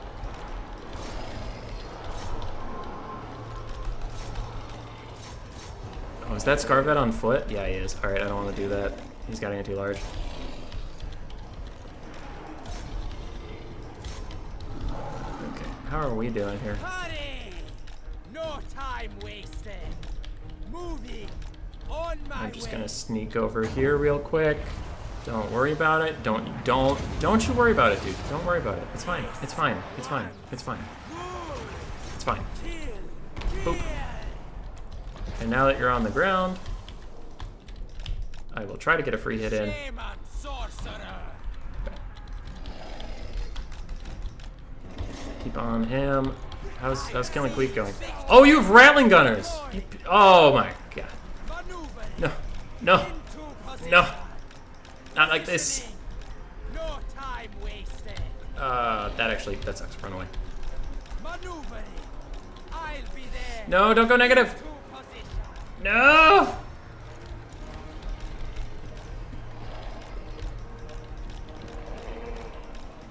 I don't want to give my points to the Skaven. Run. Skaven's gonna lose anyway. Well, not if they get all the points. All points belong to Skaven. Iceforge Legion are fighting your Skaven slaves with honor. Oh, oh. Oh, that's delicious. Oh, the Beastmen are actually still ahead of me? I thought I had this. No. I shall claim first place. I mean, you're wrong, but okay. No. I'm never wrong. First place belongs to Mimi. Run. Run. With all your brethren.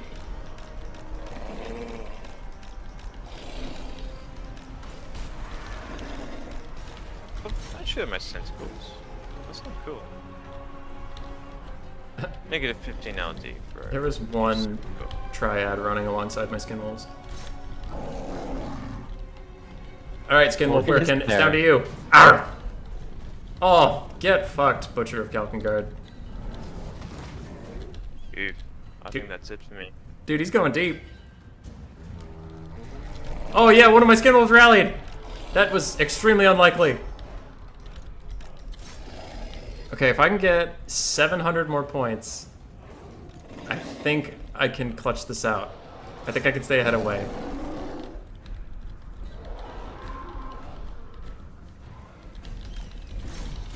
Come on. Come on.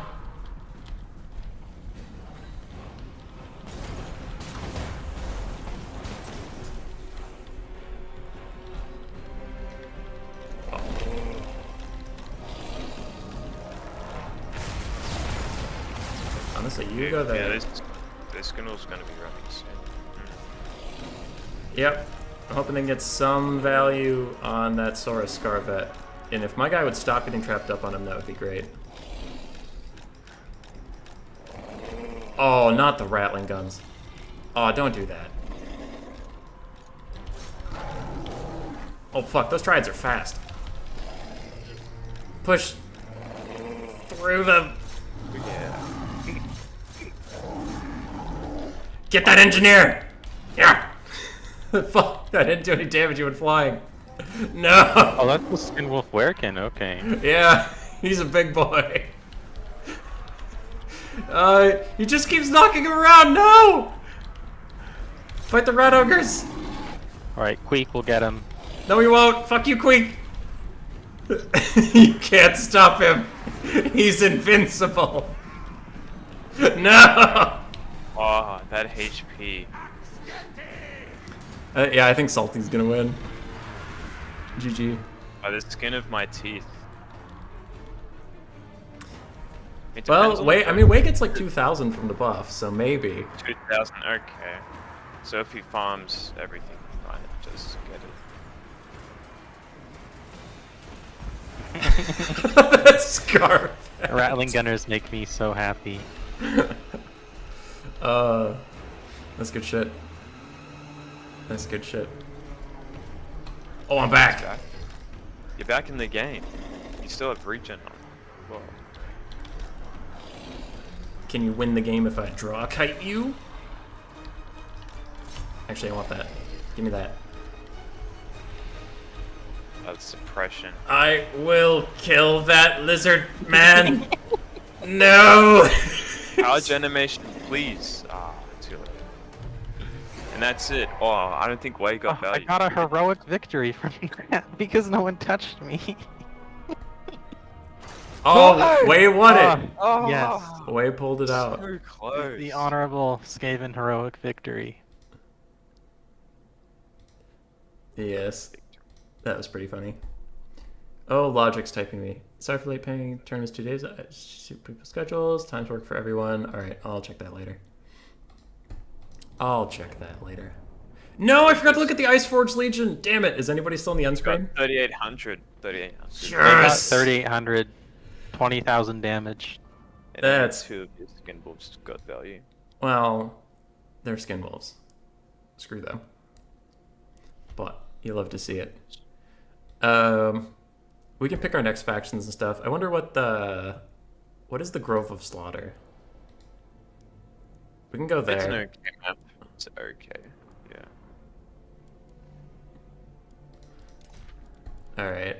I think one more for me, and then I'm going to be done for the day. But I am going to go Skaven.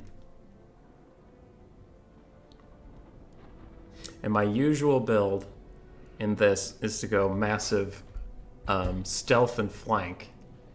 But for some reason, between streaming and being in a voice chat with you four, I don't think that one's going to work. I wonder why. But just getting a suspicion that that one's not going to pan out for me.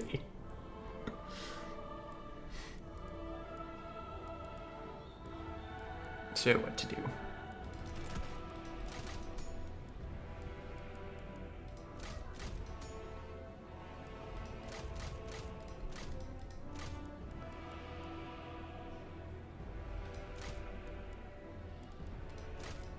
60 LB.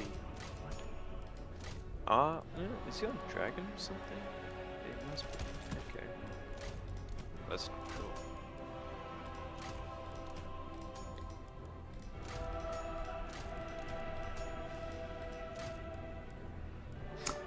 Hey, Logic in the chat. Good to see you. I saw your message about the other factions in the tournament thing, but I will understandably check that in a moment.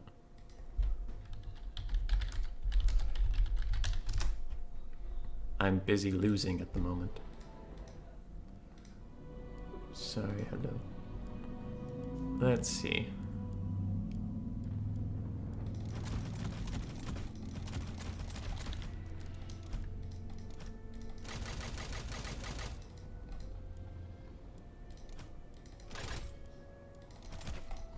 Perfect. I believe this army is banner legal too. Really? If you're stream sniping me, I believe so. 60. Yeah, I have enough dudes.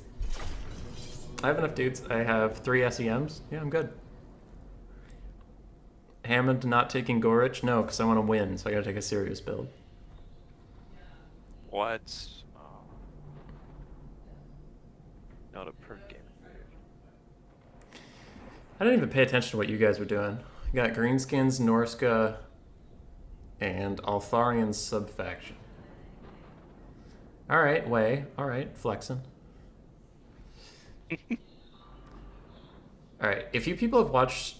The people in the voice chat, if you guys have watched my stream enough, you know that I am haunted by a figure known as William Crotus. Does anybody know who that is? No. No. They say I know them, but I don't know who they are. Maybe it's Aristo. That would be Aristo. That would be Aristo style. Just to come into YouTube chat, say I know them, and then refuse to tell me who they are.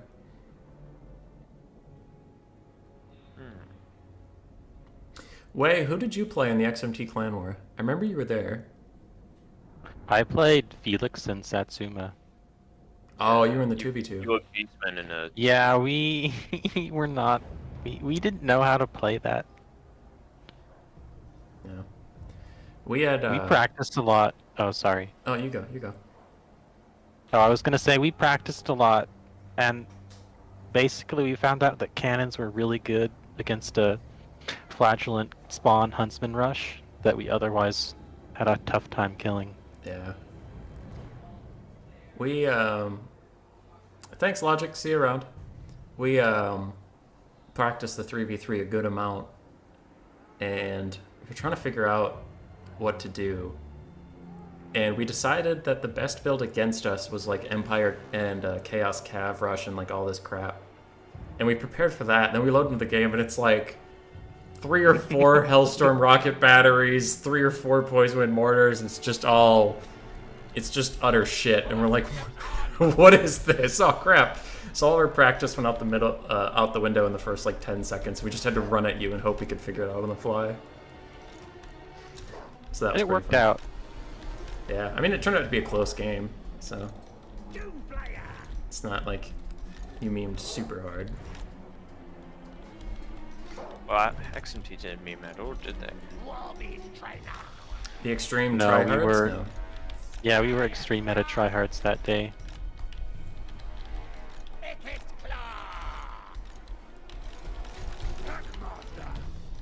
Also, I have a unit that I made an entire video about it being the worst unit in the game, so I think you guys are gonna be alright. How would be the worst in the game? Is it Tretch Craventail? No, it's fucking Doom Flayers. Grrr. Oh, I hate Doom Flayers. I don't like them either. They're so bad. Yeah, they're pretty... So bad. Yeah, they're pretty meh. Funny because Dav called them best-in-class chariots. Dav was wrong. It was also probably at a different patch and a different time, but in this He patch is and this wrong. time, they're bad. The last time I used Doom Flayers, one of them just routed to Thunders before they could reach them, Right? and the other one lost to Dwarf Warriors in sustained combat. Yeah, they're so bad. And it's like, The thing is that if you take them on their whole, you know, they're not terrible. But if you take their cost into account, where they're 1,200 gold, it's like, shit, man. Yep. Yeah, that's Gore Beast level. Yeah, and Gore Beasts are actually good. So when you compare them to other stuff that actually costs that much money, I think that's why they're the worst. But it's They're like, only 100 gold less than these lion chariots I brought. and those are They good. underperform. Lion chariots are great. Yeah, at least they have missile resistance. So. Wait, do they? Wait, there's an entire army missing. There is.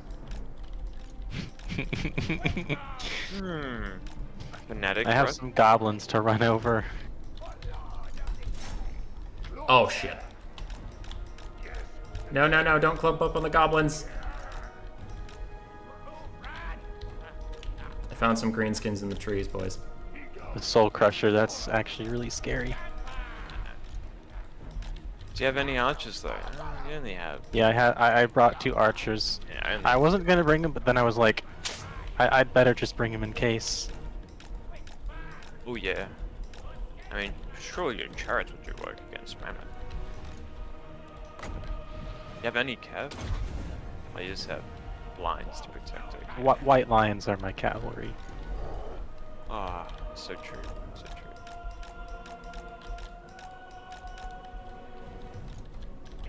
Fight me, coward! Nice dodge. Also, don't fly over there. Back into the trees! Don't run into the spear wall, that's bad. Bits. No. Oh god, I have nowhere to go. This is bad. There are fanatics on one side, a spear wall on the other.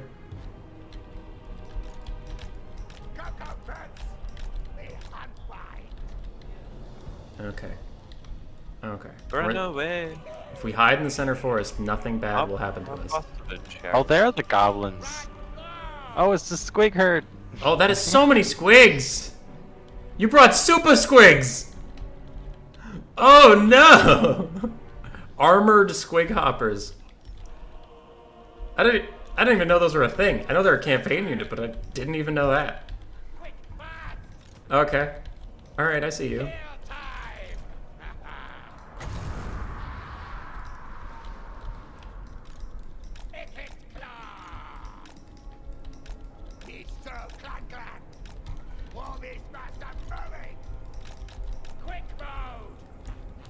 Oh, you're underestimating all this stuff here, dude. I am. Bro, Retreat. get in there! Come on, Frog. Do your thing.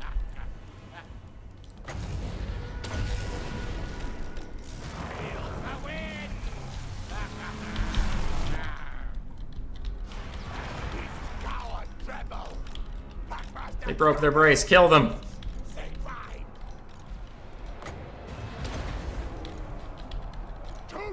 Uh-oh. What is this? Hello! We are many wolf rats. I really need to get past your frickin' spears.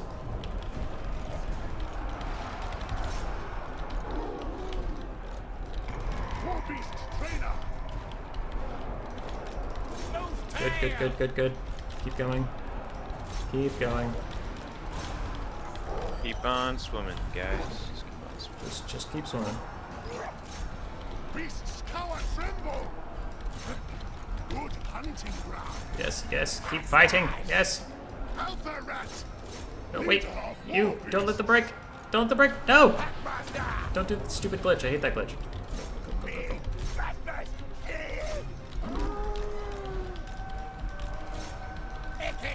Alright, pull, pull, pull, pull. We're done here. Go.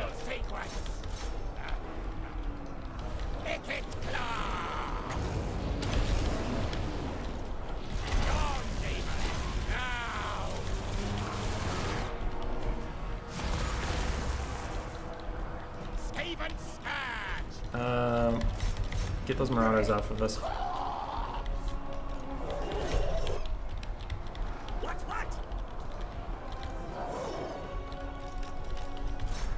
My God's core. take care of them. Okay. I guess we're recommitting to this fight. Stay in it, boys.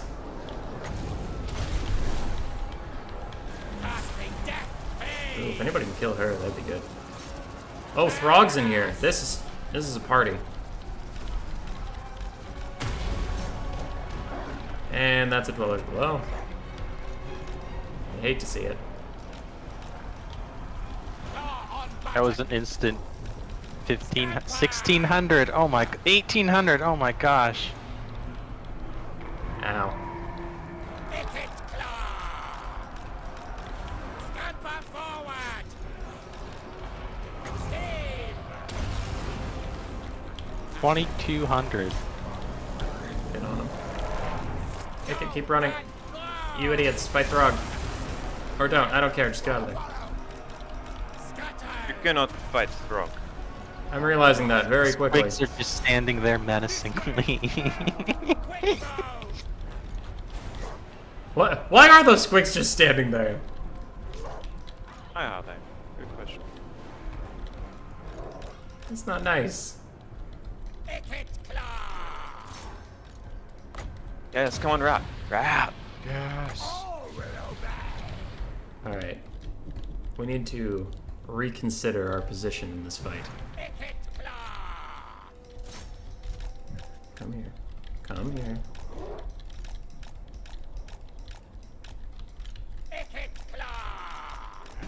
I don't know what I did, but all it takes is one Dwellers Below and you're top of the scoreboard. I mean, I did pile a whole bunch of dogs on top of each other on top of your Dwellers Below. That couldn't have been great for me. Mega oops. Protected by beasts. Hey, the Doom Flayers are back. You guys are fucked now. Packmaster. Squiggoths won. War beasts. Squigos. I'm not gonna lie, I wouldn't be surprised if the Squigs just all died to the Mammoth. Die. Packmaster. Same. Pack obeys me, yes. Packmaster. These white lions are gonna have to sacrifice themselves. Beasts I attack. accept. Leader boss of pack. That's Alistair, the White Lion. That is. I like these. I like these memes. These are good memes. Way winning. No. Heal beast pets. Salty's close. Alpha rat. Okay. Those Salty's squigs. close. Those squigs. Why? Why do they have ITP? Why game? Why? If we must. Rid friend. For clan.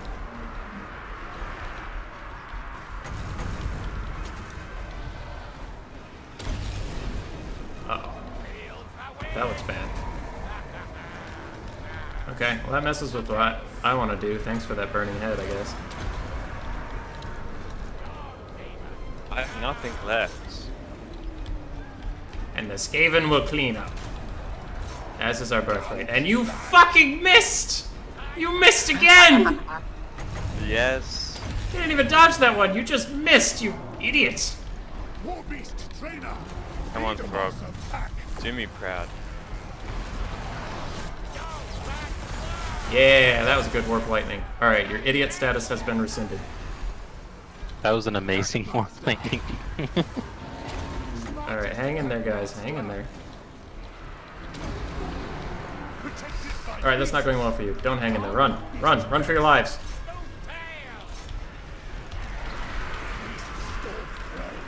Squigs, cover my escape! Alright. I'm gonna ally with you in taking down the Mammoth. I accept. Get out of here. Ah! Yeah. North, Norska, yes. Damn you, Squigs. Fuck off. What if I cast Warp Lightning on your Mammoth? What you gonna do? Don't do it. Wow, I actually Oh, did it. This Night Goblin War Boss doesn't know what's good for him. Get out of here. Howling Warp Gale. Lower their leadership, please.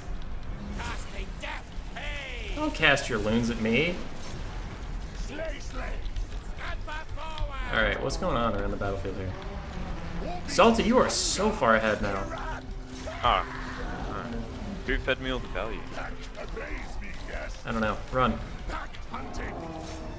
Your Night Goblin War Boss is whooping Agate Claw's ass. I feel like that's not okay. Oh, What wow, is it? my stats are terrible! Ikit on his dual wheel has 28 melee attack. Yeah, he just got dodged. Oh yeah, but I mean, even his base stats are really good. Me, my pets. Catch Mammoth, what are prey. you doing? Attack. I had used Tormentor Sword right before the Night Goblin War Boss died. See? Go now. Oh no, why did you retreat? You were fine, you idiot. Leader of Alright, how are you doing here? We've knocked Yeah, Throg but over. Archmage- Oh no, I see that shadow. That's an elephant. No, no, no, no, no. Ego. No, no, no, no, no.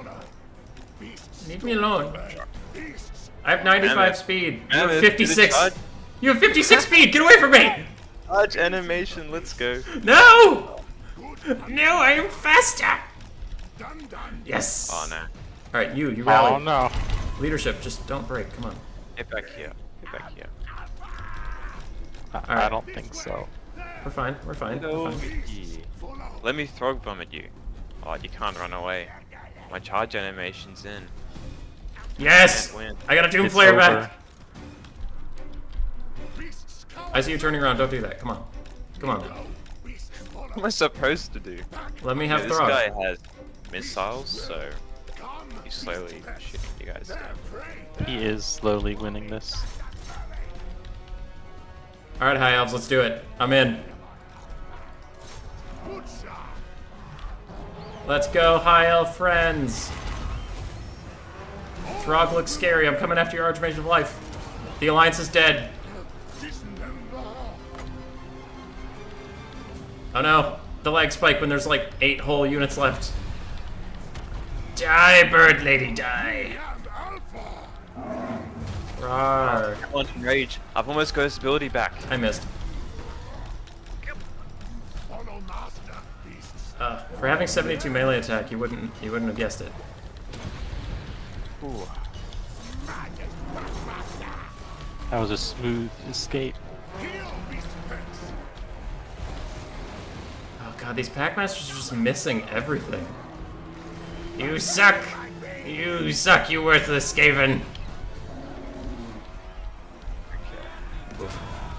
Alright, let's see. Unbreakable from Throg. Some Lion Chariots. I think the High Elves are gonna win. I don't think they'll win the whole thing, though. Yeah, I'm gonna win, but Throg. I needed him the most.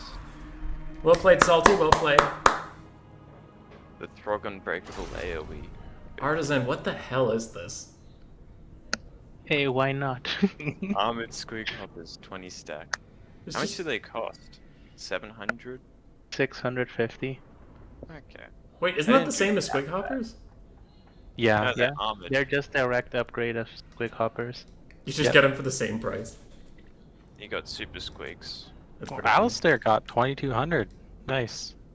Yeah, Who well did he done, farm? him. Skaven mostly.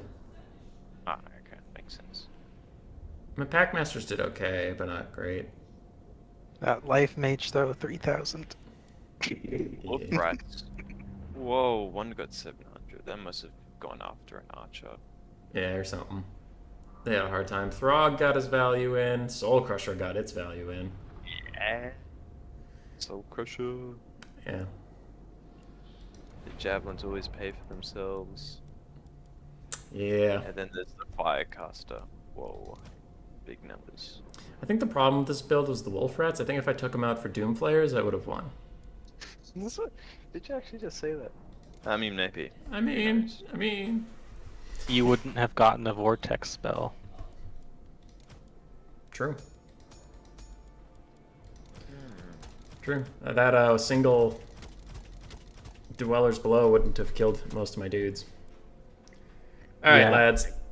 I'm gonna get going. It was a pleasure playing with you. You all have a great night, morning, whatever it is. Yeah. Evening, Good night. afternoon. Thanks for hosting these kind of things. Thanks. I'm doing my best. Later. Leader.